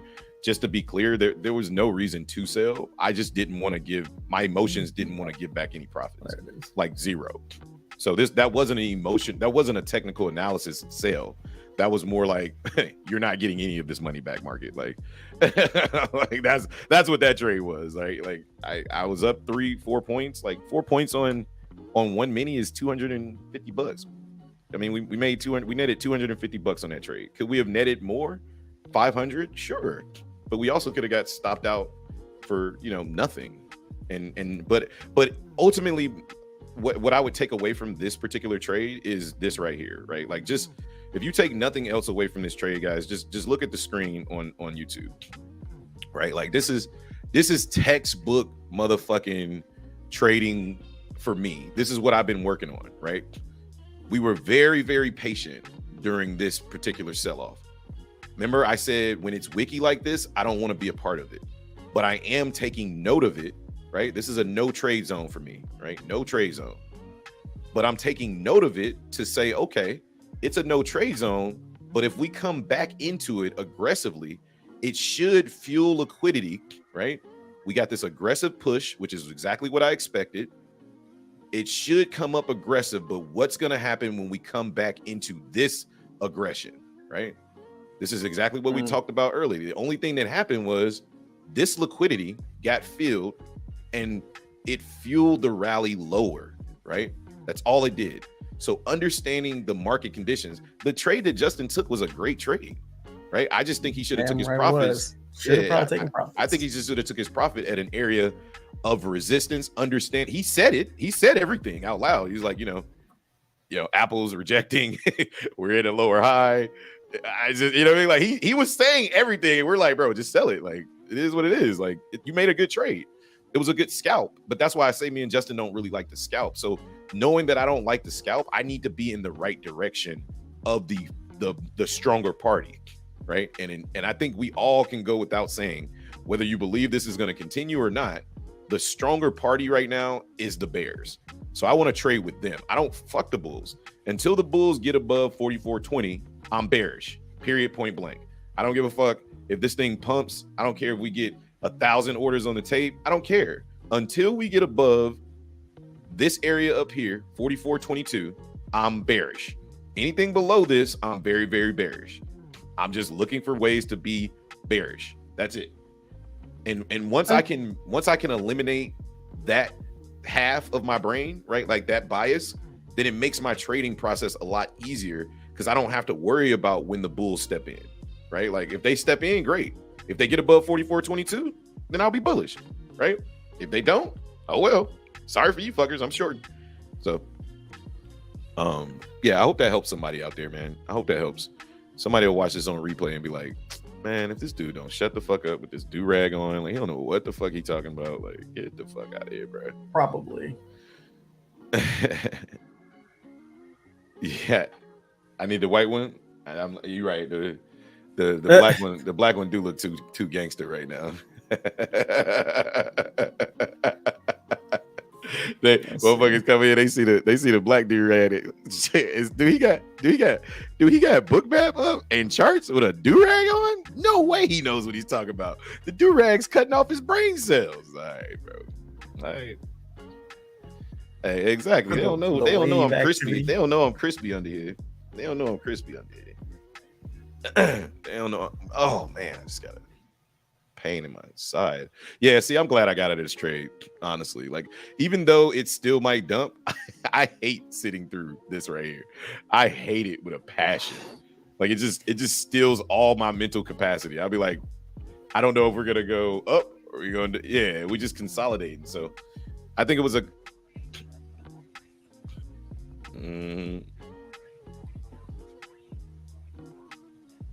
yeah, I think I'm probably done, honestly, on the day trading. I'm not gonna trade the 100K account. I'm just gonna relax, enjoy my Thursday. I gotta get a haircut.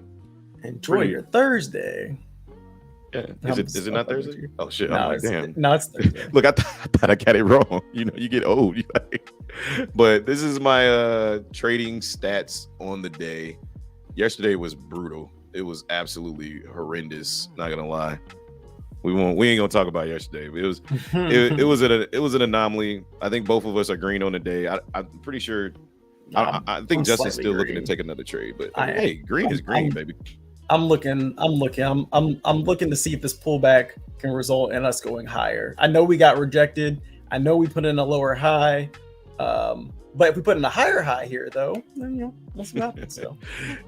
You ever heard that motherfucker don't believe fat meat greasy? Hey, look, man.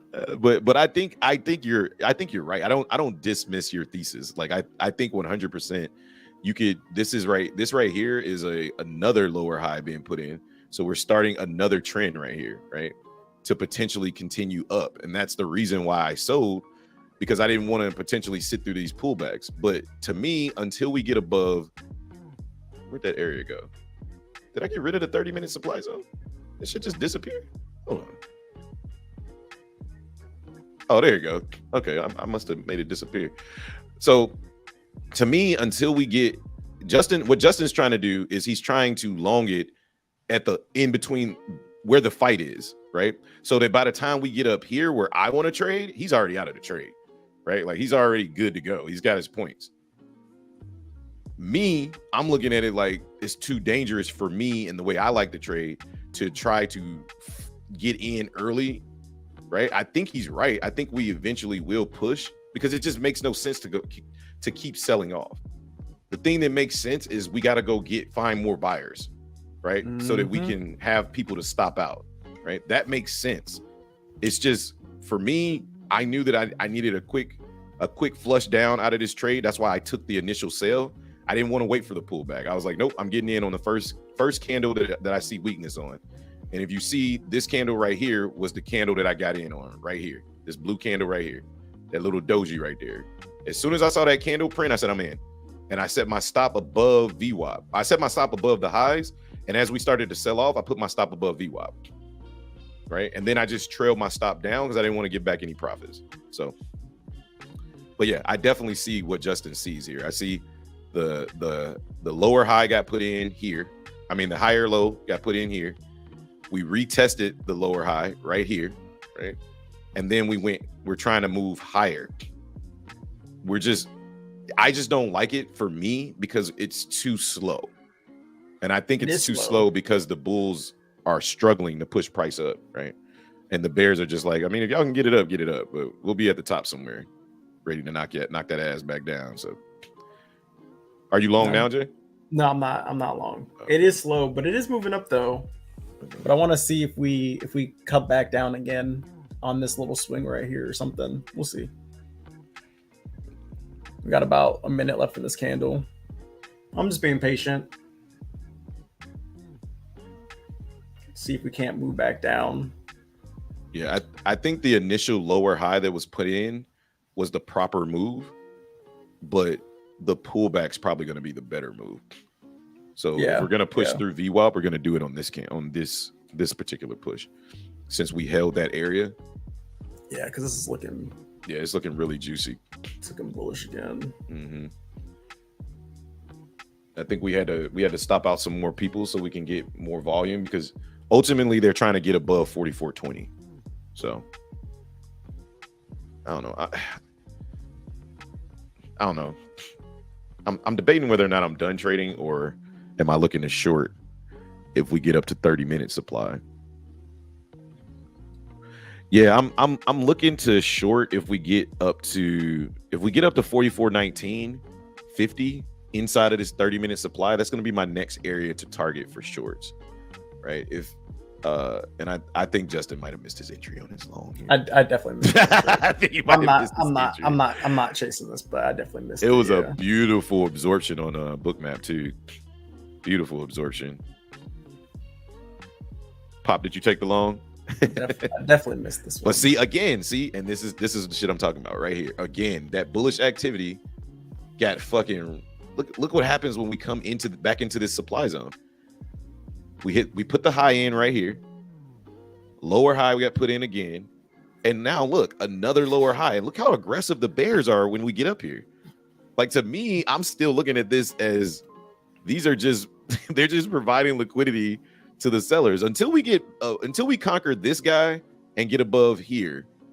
I think it's just going to be a constant battle, but they are supporting this on the tape aggressively. Yep, they are trying to support it. 900 orders just got placed on the tape between 4405 and 4407. So they're trying to hold this previous demand zone area. Yeah, it should be interesting. No, they're definitely trying to support it for sure. I'm here for the fireworks. I want to see it. Apple's catching a bid 176, 170. Oh, Apple broke those highs where we double top too. Yep, Apple broke above. And now they're starting to support this on the tape. Yeah, really nice, really nice, really nice. I think we're gonna go ahead and conquer VWAP here at 44.75, 44.14.75. Yeah, and again, I'm still bearish until we take out that liquidity up at 44.20. Yeah, we're moving. This is the move. That was a higher low that just got put in. Look, it worked out. Just unfortunate. Nah, I'd be still holding this. I would still be holding this. Well, you were at your break even though, right? You'd have got stopped out on the pullback. Oh, on that pullback, yeah, I would have got stopped out. Even if I wouldn't have moved my stop, I still would have got stopped out. Unless I put the full 4 points, I was risking 3 points. So yeah, well, your plan risk was 3 points, so you would have got stopped out on the pullback. Yeah, I would have got stopped out. You got to look at it both ways. You know what I'm saying? Like, you made money. It wasn't a lot, but you made some money. And if you would have stayed with your stop loss, you would have lost money. You know, you would have lost $150 instead. You're green $50. So I'd take the 50 over 150. Yeah, no, I mean, I'm not. Yeah, that's true. That's true. When you put it like that, but it looks like VWAP. We're getting a bounce off VWAP on VIX. Apple's starting to struggle as well. Yeah, we're creating that strong George W formation. If anybody, George W, baby, that W, you come down, you come up, you come down, and then you go fucking nuts to the upside. So I've seen this movie before. So stand the fuck by. We might be getting ready to see some fireworks, and I'll still be at the top waiting to short this bitch. I'll still be at the top. Like, y'all done? Are we done here? Okay, all right. Let's go ahead. Are we done? Because starting to leave that liquidity too. The way I'm looking at this is, look, sometimes you got to pull back, and again, I'm not knocking anybody who takes this long. I'm not. I'm just telling you the way that I'm looking at this is I'm. Oh yeah, 100%. I don't know about that. Well, not necessarily breakout. I mean, supply and demand traders should take this. This is a great demand trade. Like, I just think that if I was going to take it, I had to get in down here, right? Like, if I was going to be confident in this trade, I needed to get in down here, or basically I needed to get in at the bottom. But I didn't see a candle formation that would have made me believe that I needed to get in, right? Like, or that would have said, hey, this is your signal. I didn't see that candle formation until the bullish engulfing got started, right? When we broke above these highs. So you could have got in at 44.04, but then you would have had to set your stop. Basically, you'd have had to have a 6-point stop, and I wasn't interested in that. But yeah, I don't even have that contract up, bro. I ain't even gonna lie to you. Oh yeah, that contract. I don't even speak that language no more, bro. We're definitely coming down to fill this liquidity. That's for sure. Isn't it funny, Justin, that 44.05 level now has 600 orders on it again? I wonder where that liquidity came from. Yeah. The exact same liquidity we saw earlier this morning. Yeah. And I was eyeing that too. As soon as they dropped it, I was like, oh, well, if the selling gets going, we're coming to 44.05 for sure. Now the question is, do we fill that liquidity or not? Last time we came down here, they didn't allow it to get filled. They pulled it like some little bitches. They did pull it. It was unfortunate. I definitely wanted to see that get filled. Everybody should be green in Discord today, right? And I don't think Twice. You still paper trading, or I think he green.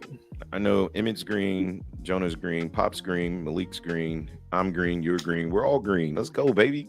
Hope green for the Thursday. I'm baby green. I'm like baby green. The crazy part is though, if you think about it, right? Like we did good this week, right? But imagine if we just didn't trade on Monday through Wednesday. You know what I mean? We just waited till Thursday. It was just like, but we just go trade today. Like, but we killed it this week, man. Let's see what's gonna happen here. I agree. Yeah. This. Well, I mean, in the grand scheme of things, today's choppy, but I think the range is just small today, right? At least for ES, right? Like I think the range is just smaller, so it feels a lot more choppy. But I think the setups have been clean, and I can say this: I'm so glad I went back to ES. Like ES has been. I didn't mean it. What the, get all upset. Yo, feelings. Okay. Okay. I don't care. Okay. I don't care. Go on in.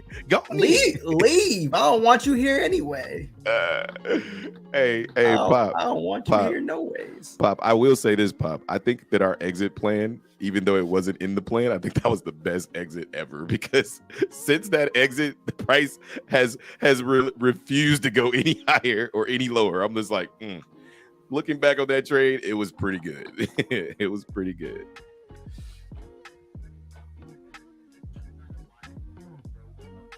Facts. That, you know what, man, that's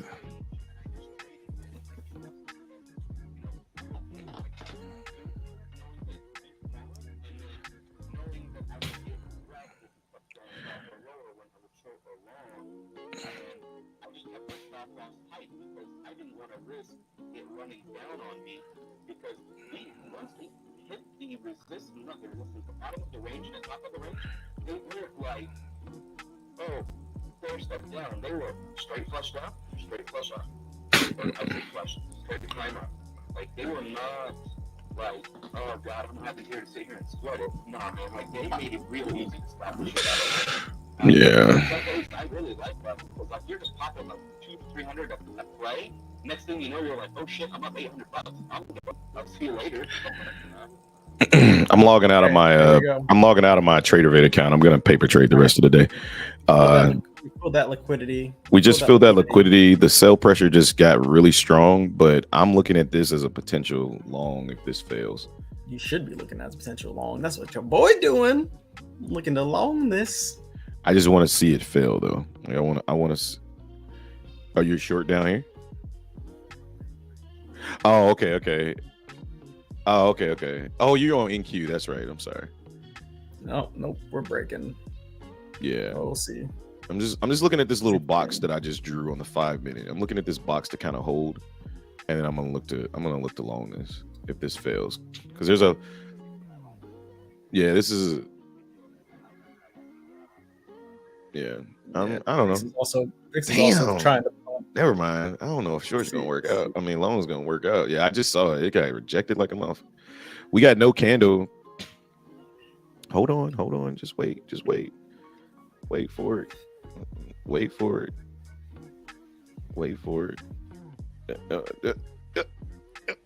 Yeah, Don't break out the box. All right, we're gonna draw one more box. If this box fails, then it's over. Okay, it's over.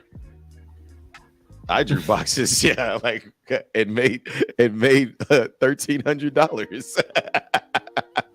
What did you do with your life today? Well, I drew rectangles and trend lines, and they paid me $1,300 to do it. Like, I'm sorry, what? Yeah. Well, how long did it take you to draw these boxes? About 30 seconds. Bro, I think, look, matter of fact, let me show you for those people, not you guys. I'm doing this for the tube, you know what I mean? For somebody that potentially falls upon our video or something. I just want to show you guys the power of trading, right? Like, just think about power this. Boxes. The power of boxes. The boxes have compelled me, right? Look at this. Because we had a clean strategy, right? a nice clean strategy. My longest trade took me 33 minutes. My average trade time was 11 minutes. I was 50% profitable, meaning I took 2 losses, my 2 winners. My 2 losses were $435 and my 2 winners were $2,700, right? In a day, we brought in $2,291 drawing boxes and fucking trend lines. Like, learn a skill and it'll take you a very long way. And right now, I'm trying to get to the point where this skill is fire. And now I'm getting pissed off because we're about to hit my fucking take profit here. I should have just shorted again. Look at this candle on the 1 minute. How the hell did I miss this? Wait a minute. How did I miss this candle right here? Hey, Pop. Pop. No. Hey, Pop, for real, Pop. What'd you say?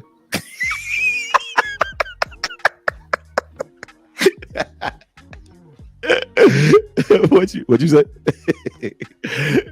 No, I didn't see. No. But reality is, I didn't see this candle struck. If I would have looked on the 5 minute and I mean on the 1 minute, I was watching on the 5, and sometimes it's hard to see stuff like this on the 5. If I'd have saw this candle right here, I'd have 100% shorted this market again, 100%, because that's exactly what you want to see, right? Like, this is the pattern that I've been working on, and I've been telling Jonah and Justin about this shit. I keep seeing it, right? We get the head and shoulders, right? Look at this. We got the left shoulder or the right shoulder, however you want to look at this, right here. That's fine. It's all good. I'm not tripping. Oh, matter of fact, I missed it. This is the shoulder right here. Sorry, guys. This is the shoulder. That motherfucker lopsided. This is the shoulder and this is the head. Let me take this ball off here. Because what you want to see in a head and shoulders pattern is basically you want to see the shoulders meet the necklines, right? And if you mark this line right here, right, this will be the neckline of the shoulders, right? We wicked up a little bit, but nothing's ever perfect. It's fucking trading, okay? But if you look at this, and this is a nugget for, I know Discord has seen it already, but this is a nugget for the YouTube, right? Like, if you ever come back and watch this shit, you can be like, damn, he right. But I'm telling you, I've studied this shit. I've studied this shit harder than I've ever studied anything in my entire life. And when I tell you, if you're looking to be a bear, NQ does the same thing every single time, right? What we do is I look for a big dump on the 5 minute. That's checkbox 1, okay? Once I get that dump on the 5 minute, I just draw this big ass box around where we dumped it, right? Just this nice box right here. And then I just watch price action, right? On the 1 minute. As price comes up, I want to see this rejection, and I want to see how far we're planning on going, right? And that's usually where I'm looking to take profit. I'm setting up my short, right? So when we come back up, I want to see us push higher, or at least try to push higher than this high, right? Right here, which tells me the head is in. So you can either short the head or you can short the shoulder. I shorted the head, right? But then look, we came back up. Yeah, facts. Big pause. We came back up and we hit that exact same neckline again. I could show you this pattern 1,000 times on NQ. I promise you. When we're in supply, when NQ's ready to, or NQ or ES, either one of them, when they're ready to sell off, they both do the same thing. Because I used to chart this on NQ. That's how I know what I'm looking for. It just works out a hell of a lot better on ES, in my opinion, because it's not so egregious. Like, it's not like shoom. NQ probably came all the way up here somewhere, you know. With ES, it's controlled, and I can literally see it happen in real time. So you could have shorted, if you think about this, you could have took 3 trades on the deck. You could have shorted the first shoulder when we came back up down to this area here. Waited again, ignored the long, right? Came back up, shorted the head where we got short. Took profits down here when you saw buyers step in, right? And then trade number 3 is you could have just shorted the last shoulder. And then you're up in profit so much that you can just wait till we get down here to your take profit, right? So being patient and understanding market structure is so key. And I've spent hours, days looking at these fucking charts. To my I was waiting for him to say months. bullshit Years. months. Yeah, facts. But I live, breathe, and eat these charts. So pause. But yeah, so hey, that's what it take, man. That's what it take to get to the point where we can all just sit back and draw boxes and trend lines and circles and be like, hey, we make money today drawing in arts and crafts. Arts and crafts. Yeah, so I think the market wants to sell off, and I'm more inclined to let it do so. I'm done trading. This is a very nice, clean trade. I think that the money was just on the bears today. It was just a clean day to be a bear. Oh, A clean day to be a bear, huh? Yeah. It was a clean day to be a Chicago Bear. No. Yeah, I don't think Jay it's a clean day. Feely, baby. Chicago Jay Bear. Feely. Justin over here secretly trading, y'all. Y'all see him looking at his chart. I'm See secretly thinking about trying to long this market if we get some buyers come up.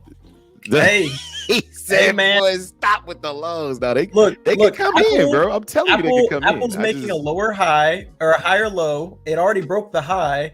NQ is also pushing, and then the VIX is rejecting, and we're at demand again. We're at this key level again at 4,400. I'm sorry, I like potential longs coming in. I mean, I got some confluence. Oh shit! I'm not getting long right now. I was about to say I wouldn't get long yet. I want to see some buyers. I want to see some aggressive buying step into this market, but yeah, these boys, they've been stealing this liquidity and then coming back up. All right, I'm a paper trade this. I'm just gonna wait to see. Nope, didn't close. Yeah, I need to see some aggressive buying step in.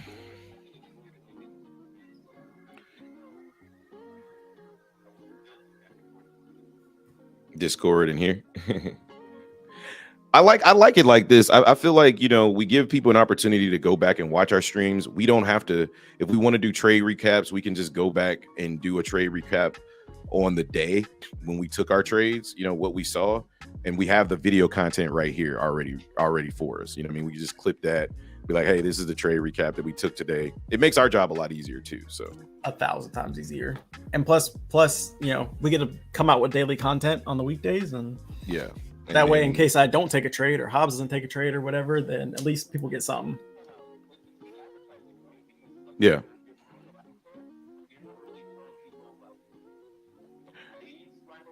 No, we're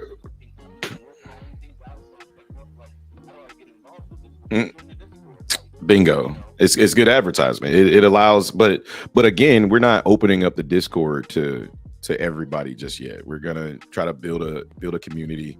And build an audience on YouTube, because when we open up the Discord, we plan to raise the prices. So you guys are in the honeymoon prices. All right, we're breaking down. This is coming down. No, I'm not giving up on the long yet. I'm gonna see how we react in this. No. I already said. I told you this is the last box. This is the last time to be a bull right here. If this fails, then yeah, but I think this is gonna be where the longs come in, but we'll see. Yeah, we're about to. All right, bro. Yeah, we're about to break down below. I don't think so. I'm about to break down below this. If we break down below 4,400, my long bias will be kaput. Kaput. Kaput is the way he said it. Kaput. For me. It'll be kaput. Sayonara long, sayonara. Yo, this tape's about to either reverse or, oh my god, that was 1,100 lots. We're at the low of the day. That was 1,100 lots, bro. Yeah, we're at low of day. We're about to break low of day, which means I have no long for me. I'm telling you, this is the longs right here. They're about to come in right here. Let me go down to the 30-second chart. Let me see. I mean, technically, we've got a divergence here. This is the long, bro. This is the long. I'm just waiting to see. Here we go, right here. I'm long right here. Let's go. I'm on a paper trade. I know you paper trade. I got to see more. I'm on a 30-second chart. I'm long right here. I'm targeting 44.13.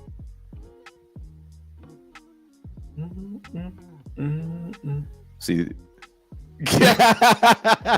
that's what I like to see. What I like to see is that strong selling come in and everybody get extremely bearish, right? But that was the first attempt. So if we get stopped out, we'll look for another opportunity. See, I like to get long when everybody else is thinking we're about to go lower. So yeah, I mean, you have to have a tight. The beauty of getting long down here is you can have a really tight stop loss. Exactly. Like I'm only risking 2 points on this trade. Yeah, because this would literally be double bottom, like to the tick, actually, which is crazy. Matter of fact, I'm gonna go down to 4397 right here as my stop, so I can risk my full stop position of 3 to 4 points here. So yeah, and you really got to, when it comes to long in the market down here, you have to give it a little bit extra room. Yeah, because a lot of times they like to. I'll give it 4 points. I'll give it 4396. 4397. There's a potential it gets broken through. Yeah, if we break 4397, we're gonna go lower. But I think this is, if buyers are gonna hold, they gotta hold here. And I'm watching on the 30-second. So I took that bullish engulfing candle on the 30-second. It might not hold, but I like this area for longs. Yeah, some more bids just step in below us, so that should be interesting. All right, back watching on the 1 minute here.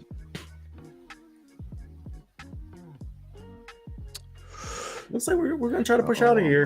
I'm loading up my bow and arrow. Uh-oh. Put it back in the box. Yeah, for me, I would have rather waited us break, 4404, break that, come back down. If I'm gonna be long, I want to be long inside that liquidity grab. Just because I would rather risk the 4 points and be well below where I think I'm wrong, right? So I can give the trade a lot of room to breathe, and I'm okay with risking that loss. Like, that's a 4 point loss. That's fine. That's a planned loss. But if I'm gonna be long, I don't want to wait for all that confirmation shit, because I don't think longs are gonna be long. I don't think they're gonna last long. No pun intended. But if I gotta be long, I gotta be long as soon as I spot that absorption and that 1100 lot ask that hit the bid. That was all I needed to see. All I needed to see was that not move the market, and I was like, I'm long. We'll see Will it play out? We don't know, but hey, I think that it's a good trade idea. Yeah, Apple's currently breaking down. Bitch ass Apple. Don't worry, the spy will save the day. Yeah, I would like to see Apple start to push. Get up there, spy. Come on. It's fighting, bro. This is a war down here. They know that this is literally the double bottom. Like, if we don't hold this, it's a fucking wrap for bulls. It is a fucking wrap. Yeah, I know, right? He said, man, it's been a wrap. if we remember a planned risk to reward, everybody remembers the reward. Nobody understands the risk, right? So if you understand the risk, then you calmly trade trades like this. Is this a paper trade? Yeah, it is. Am I calm because it's a paper trade? Yeah. Do I have any emotions attached to it? Absolutely not. But at the same time, I took the other trade the same way because I understood the risk, right? I understood that worst case scenario, I'm losing $300 on this trade, but I need to risk the full 300 because of where I am on the chart, right? In order for me to be wrong, I needed to be wrong above the highs. For this particular trade, I'm giving it a little bit more because I know 4397 just might get tested. And I don't want to get, stopped out at 4397 and then this thing just rocket ships without me. So I'm giving it 4396, which is a planned risk of 4 points, right? I'm risking my total risk, which is 4 points. And if we get it, the reward is massive, right? So just be okay with taking the risk, right? Like if you're never going to be okay with the risk, you're never going to reap the benefits of the reward, right? So yeah, that's true. Well, there goes the push. That's a bullish push right there. If you understand the market structure and you're at key areas, then take the fucking trade, man. Like, it is what it is. Like, this is a banger. It's probably going to be a good trade. Everything that I wanted to see out of the market, I saw. And that's why I took the market long, right? And if the market disagrees with me and says fuck you and your long, and it dumps on my head, then we live with that. Like that's part of the job, you know? Yeah.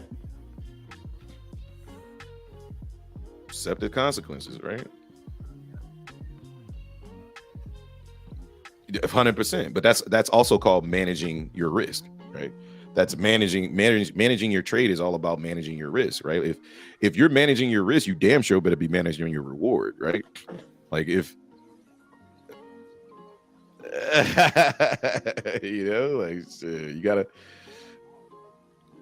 Oh, I'll walk away. I'll be like, I'm out because I've already accepted the risk, right? Like, only reason why I'm staying in here now is because I'm live on YouTube. But 9 times out of 10, imagine if I'd have walked away for this trade, I wouldn't have fucking. My trade that I took, my target was 4398, right? Like 4397 area. I'd have came back 15, 20 minutes later, and I'd have came back to this beautiful chart, right? Like, Lego. All right, we're getting rejected out of my little box. I hate when I draw these boxes and they work out against me. Yeah, I was looking at this. It's. I'm gonna go back down to my playing risk here at 4396. I was hoping to get a nice push out of this box. I'm gonna do something I don't normally do, and I'm gonna take this market short here. It's not something I normally would do, breaking the low, but there's a ton of selling, and I think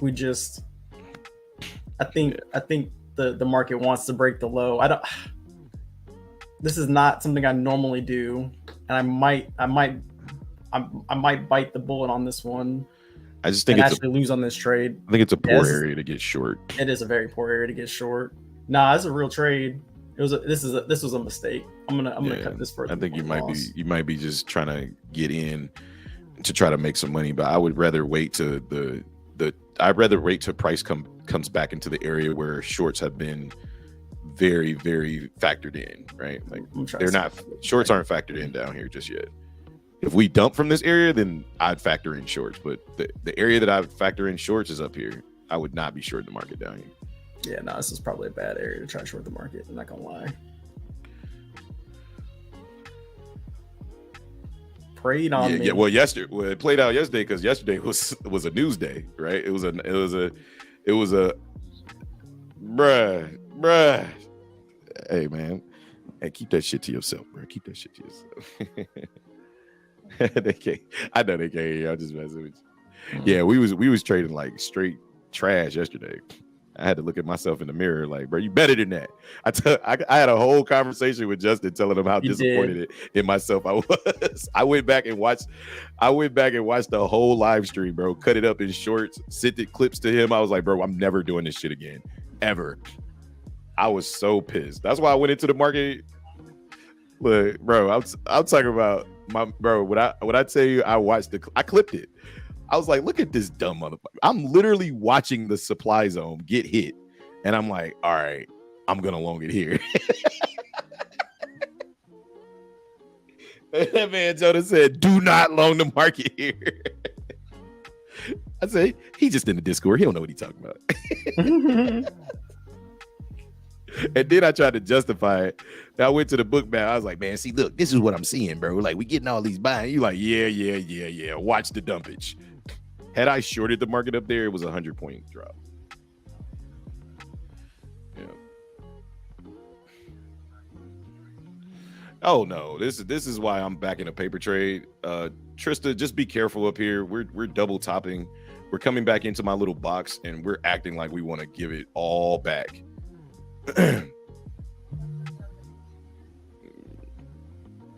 Let's go. Nice job, Tristan. When you getting in this low, you gotta think short term, right? You gotta be like, okay, I know what type of trader I am, and that's why like it was hard for me to take that profit. But I was like, you know what? I need to understand the market conditions right now. Market conditions are not conducive for the way that I like to trade, but I'm still trading, so I just need to adjust the way that I like to trade. And right now I'm paper trading, and this little box that I drew, it's a really good box, but I don't like the box because now it's working against me. It was a demand zone, aka a little intraday demand zone. And what happens with demand or supply, support, resistance, whatever, sometimes it flips to be resistance now, right? So now it's acting like a little bit of a supply zone because technically it is. Because if I just move this box, right, I take this box and I move it right about, hang on. Let me get to the 5 minute here. If I take this box, let me take this box and move it right here now, right? And you can kind of see in real time kind of where this box is reacting to now, right? So we had this big seller come in, so that means that this guy is trying to stop price from getting above his entry, right? That's all that means. When I'm marking out these intraday supply and demands, they really work well to kind of keep me in perspective. I would rather price hit my larger time frames, right? My 30 minutes, 30. What language am I speaking today? I'd rather price hit my 30-minute supply zone, but because it didn't, that doesn't mean I can't trade. I just have to think of a different plan. And that plan is finding intraday supply on the 5 minute to have price react to. And that's been working really well for me lately. I've been implementing that a lot into my trading habits, and it's been working really well. But this is also why, if this trade does go in our favor, this is why you take the short early, because look at all of this. The long early. I mean, the long early, because look at all of this selling and all of this shit. If I'd have took this long up here, I would have immediately been in pain. But because I got in at 4,400, I'm chilling. I'm like, hey, make your decision, bro. You either gonna take these 4 points or give me my 10, right? So,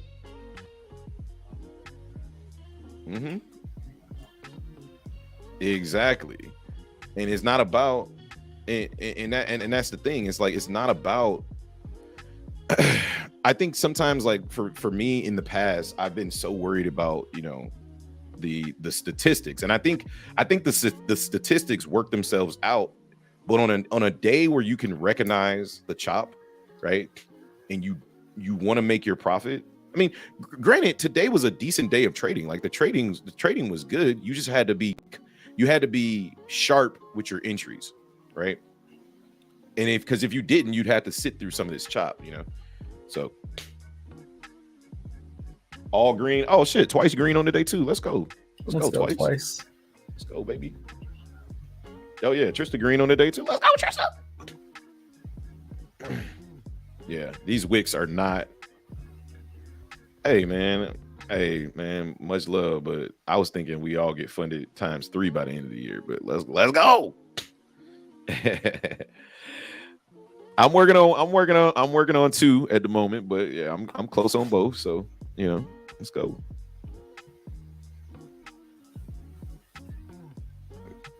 Yeah, because I'm with Justin, man. Like I just don't see the reason of trying to get these 100K accounts funded. Like it's $49. It's $49 to take a 50K account and make $3,000. You do proper risk management. You trade 1 mini, you'll get this thing funded in a week. And yeah. And By the way, I did end up adding to my position. Oh, you added to the short? I did. I like what I'm seeing on the 5, and I like what I'm seeing on the 5 too. I like it's super wiki. I'm with you, bro. I've been a bear, bro. I'm just long on the paper trade. I know. I've been a bear, baby. I'm long because I thought it was a good long setup, and it was. It just didn't play out. So far, this is the last chance to be a bull. Oh boy, break bread and eat, Justin. We'll see. I'm only up. Oh, I'm only up. Boy, I'm only up 3. Speed up another 1,100 lots. I'm only up 3 points right now. So okay, careful. If this does not drop. I know. Because this is the absorption that I this is the reason why I stretched out my stop loss, because I thought they would try some shit like this again. Uh-oh.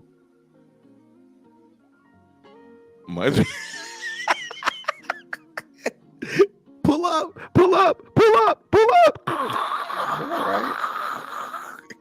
Mayday. I'm moving my stop down. I'm up 4 points right now. Trail it, bro. Get that bread. I'm gonna go to break. No. He said, let's see what it do.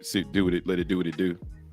But he's in 2 contracts, so he should be up $400 right now. I added to my position, but we'll see. This has to fail here. If we get back, if we reclaim, if this reclaims, my stop loss is gonna be phenomenal. I'm gonna be like, oh, you motherfuckers was wrong. But this still looks bearish in my opinion. We haven't gotten back above the highs in in quite some time. So I think it's just a matter of time before my paper trade gets boom. Oh, they coming for my ass, bro. They coming. Yeah, Apple's trying to, but Apple's reversing right now, so be careful. Yeah, I'm definitely careful. Apple is retracing right now. We're at 175.05 on Apple right now, so just be careful. And there's my stop hit. Let's go. That means Justin's getting paid. Let's go. Justin going for that $1,200 banger so he can go and be funded and be done with this shit. Bro, I would love to go ahead and just get points? You need 12 points? Nah, I need more than that. I need like 15. Okay, shit. This is a 15-point day, baby. Well, let's see. You got in at 44.02 ish. Yeah. So shit, you only need. I need a good amount. Bro, I'm talking about in regards to, is it possible? Like you need. Oh no, it's definitely possible. You need price to come down to 4,390. Shit, I'm a gambler, bro. I'd be like, I'm going to break even and I'm walking the fuck away. This shit's either gonna get me funded or I'm just gonna start where I was at yesterday. That would be my thought process, bro. Well, let's see. Right now, I'm up to 50. I'm up 51. I'm up 51.7 right now. So I need to make another 1,300. Yeah, so you need 13 points from here, which is probably not realistic. So. I need 18 points. Yeah, you need 13 points from here. So what is that? How many points do I need? 40. What's 95 minus 13? You need 85. You need 83, 82. 82? 4382. Yeah, what you need. Probably not realistic, but I'm gonna put it to 82. Probably not realistic. But... Hey man, yeah, stranger things have happened. I would just say this: if you really want to play that way, just be okay with. Oh, I'm gonna trail. I'm gonna trail. Okay, I was about to say. I'm gonna go for the gusto kind of guy. So I'd be like, look. Market looks extremely silly. I'm gonna go do laundry. I'm gonna set this to break even, and I'm taking. Oh wait, no. I lied. I need $800 more. I need $800 more. Oh, I'm at 52. I need $800 more. Yeah, so you need 4,389. At 4,389, Justin gets funded. If the gods are listening, if the trading gods are listening, right. or Justin, you could do this. You could just take all this profit and just say, okay, I just need 8 more points. So that's the probably safer way to do it. Yeah, it probably is a safer way to do it. You do. You gotta literally go up to him and be like, give me the mouse. Give me the motherfucking mouse. Take profit. Don't you feel better? Now thank me. Yeah. No, and you also gotta put a gun to his head to convince him to go with the trend. It's like, Justin, we're selling off. Yeah, I like longs here. God! Hey man, you ain't lying, bro. You ain't lying. Justin, we're dumping. Yeah, so I'm still not. So I'm still long. I'm not. There's no way. We get all the way down. We get all the way down to the bottom. Justin. No. Yeah, I'm gonna go ahead and take this short. I normally don't. Right? I don't do this right now, but I'm gonna go ahead and take this short. I normally don't do this, but you know what? Let me short the bottom. God damn it, man. My feelings are strong with this. Bro, that man was convicted in them loans this morning, bro. I'm like, bro, I don't care what you say. I'm not listening to you. I'm shorting this market. Like, you're not gonna convince me to loan this market. Live streams till Justin gets funded, right? Stay in the live stream till Justin gets funded. Who said that? Tristan said that. Tristan said that. Yeah, yes, he said live stream until Justin get funded. He only needs 4,389. If he gets 4,389, he'll be funded live on YouTube. Oh, let's go. Yeah, I have a feeling. Oh, here comes the buyers. I knew it. I had a feeling. Look. Oh wait, that's Justin. I didn't mean to put Justin up there. I meant to put me up there. Oh man, yeah, I got a feeling this is not gonna work out for me. Let's go. Oh my god, I hate you so much. Come on, fail, baby, fail. Hey. Baby, fail. Yeah, we're doing this live on YouTube, baby. Let's go. All right. You gonna drop or what? You gonna drop market or what? Come on, market. Hey, I told you to take profit. You will listen. I'm done giving this man advice. He don't listen at all. I just wait him out. But hey, look, the bottom line is, from a perspective of the trade, We have yet to put in we have yet to put in a higher high. Like, oh, never mind. Yeah, we're coming. There's we're the coming, we're collision coming going. right back up. Oh boy. Oh, I'm about to get stopped out, y'all. Oh no. I'm about to get stopped out. Wait, not for break out. even. No, not for break even. I'm taking something. No, I ain't take nothing. Oh. Hey, look, man. If it comes, You to need to stops go me back out, in. it You comes need to to stops you me need to out. you need to get back in stopped the lab. $100. $100 stopped out. No, no. Yep. $100 stopped out. Hey, man, look, it happens. It happens.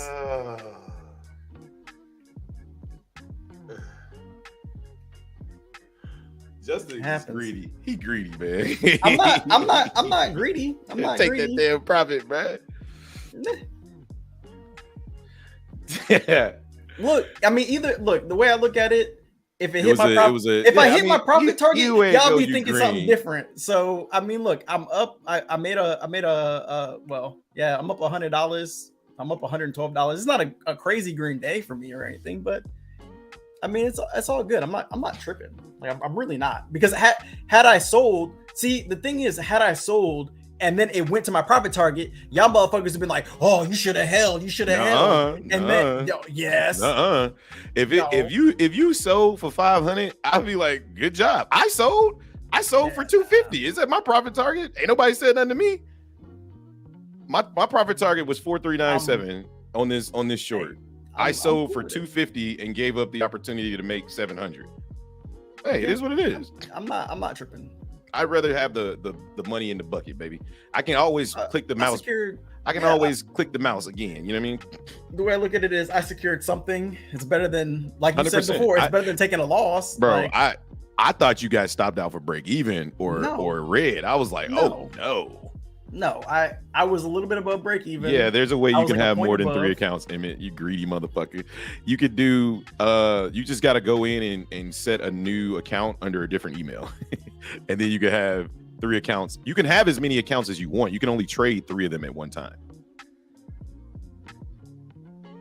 That's right, Jay? Like you could switch your groups. Like you can have like 6 accounts and just switch between the groups, right? I honestly don't know. I don't know. You could. I assume. I don't know. I don't know what the rule is, because they're gonna know it to you, right? Because they're like. So you could. If I was you, I'd just put it in your girlfriend's name. Yeah, you could put it. Yeah. No. Trade copier only works for, I think, live accounts though. No. Trade copier works for any account, but okay. But what I'm saying is that, like, if you're trading 3 accounts and they limit you to 3 accounts, they're also going to be looking at your name too. Like they're gonna be like, true. Oh, you're trading this one. Oh, and you're trading this one too. But like I've said, if you put in your girlfriend's account a name, put it in your girlfriend's name, bro. Or your mom's name. You know, we do this. We do this. Our kind, we know how to get away around. There's ways around this shit. Like and the pullback. Dang, Justin, you should have held, Justin. I'm not touching.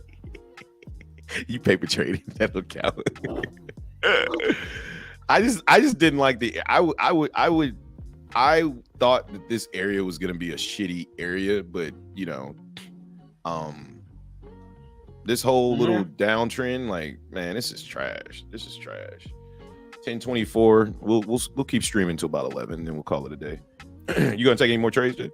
Probably not, probably not. I'm probably gonna pack it in for the day. I took 2 trades, walking away with $100. But hey, $100 a day keeps the doctor away, right? Like I'm not super mad at it. Name the job you can make $100 in 3 hours, bro. Exactly. You know what I'm saying? Like, insert job here, right? Like, regular people jobs, not surgeons and doctors and shit. But this is like, man, this is like it's ready to come down some more. Bro, don't chase this shit, bro. No, I'm not. No, I'm not gonna. I'm definitely not chasing this. This I mean, it's just too wiki. It's too wiki. What do you say? He said, "Not for another $100." Not for $100. You know the sad thing is, when I think about it, really, like, had I taken the 8 points and then had I taken the 5 points, I probably would be You'd have been funded. done because you got, and this is why I say the greed got you, because you're looking at it like, well, I made 150. We looking at it like, bro, you was up 13 points and you didn't take them. No. You only needed 13 points to be funded. So if you'd have took the 5 and said, okay, I'm done, and then took the 8, you'd have been done. But now, because you're looking at it, well, I'm looking at my take. Fuck that shit, bro. We in a challenge. Go get them points, get the money, and then you can start trading with how much. Put it this way: if that money meant you was taking that shit home today, you'd have traded. You'd have got out of that position immediately. There's no way you'd have let that junk come back to $100. You feel me? So yeah, that's how I'm trying to trade. I'm trading like this money going in my pocket. Because with Topstep, shout out to Topstep. If y'all want an affiliate link is in the description down below. I'm just kidding, ain't no affiliate link. But it's definitely not there. But with Topstep, they make it so like, hey, you can get express funded, and then instantly everything you make from that point forward is your money. So you got to start trading like, bro, I get it. You want to go from profit target, from entry to profit target. You got to start trading greedy, bro. Like greedy mean filling your pockets. And if you let 1,300 go away to make 150, that's an unrealized gain or unrealized loss of about $1,200. You be kicked out with an intraday traded. Yeah, like that's why. Exactly. Don't tell yourself, bro. Trust me, we had a whole conversation about this shit yesterday. Like, bro, stop patting yourself on the back for not getting no bread. Bump that. Get that money, man. That's what we're here for. We're here to get this money. Yeah. So it happens.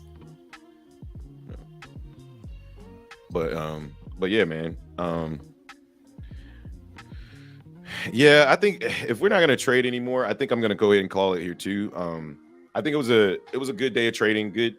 Good first day of the live stream. I enjoyed it. I really did. I thought it was very, very good to kind of come out here. It keeps you on point, right? Like it keeps you trying to make the right decision, because I'm live, I'm on YouTube. This is my journal, right?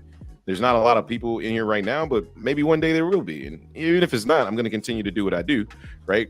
And we're taking quality trade setups, right? And this is why I say, like, going back and watching these, and this is why I go back and watch them for my own personal gain, because it's like a journal, right? You can watch yourself. You can see what you look like. You can see how nervous you were. You can see how shook you were. You can see when you made the mistake. The same thing we do when we're watching other people on YouTube. We go back and watch their live streams, right? This is exactly why I'm doing this. Big Watch Dude said, quit playing Hobbs. I thought I was getting ready to get a discount on Topstep with a discount code. I mean, we can set up an affiliate link, but I don't want, man, it's the same. Let me tell you something about affiliate links. It's literally the same discount. No, actually, it's not with Topstep. Remember, you actually do get a discount with Topstep. Patrick did. Yeah, I got an extra $20 off with Patrick. So yes, I don't know. Actually, if you guys want me to get an affiliate link, me and Justin, we'll get an affiliate link just for the Trader Shop. We'll do that today. Justin will take care of that, I'm sure. Of course. Justin probably doing that shit right now. I'm not. I'm over here looking at Bookmap, frustrated. But y'all take it easy, man. Back off. God damn it. We appreciate each and every one of you guys for coming by and watching us trade live. It takes a lot of courage to do what we do. Like it's really nerve-wracking, honestly, like to be quite frank.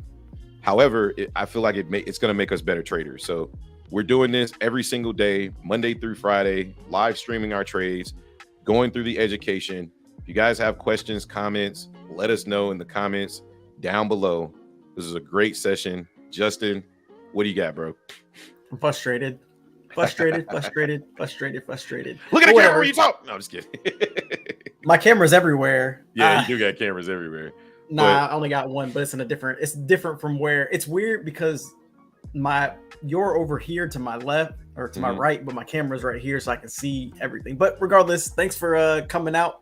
Like Hobbs said, I think we're gonna start streaming every day at 9 a.m. and be a regular 9 a.m. And Eastern. Yeah, 9 a.m. Eastern. Yes, 30 minutes before the market opens. And yeah, good day of trading. Shout out to the Discord fam that is in our Discord that's currently under construction, but they killed it. Big facts. And yeah, we'll see you guys tomorrow. Bet. Final stats on the day. I whooped Justin's ass because this is a competition. No, I'm just kidding. No, but final stats on the day. Two for two on the day. Up again. One of the trades was last night. 3 of the trades were last night. So killed it. Justin's green on the day. The entire Discord is green on the day. And that's all we really care about. Like staying green, staying consistent. Even if it's a red day, it's fine. Just remain consistent, right? So shout out to everybody. Thank you guys for watching. Don't forget to hit the like and subscribe to the channel. We're trying to grow this channel and just trying to provide quality education. So thank you guys for coming out. Yeah, make sure you hit that like button. God damn it. Hit it. Yeah, hit the like button. Smash it. Just to be looking at the stats. Let's go. All the time. I know Let's who's go. watching. All right, man. Y'all take it easy, man. We out. Peace. All right, peace.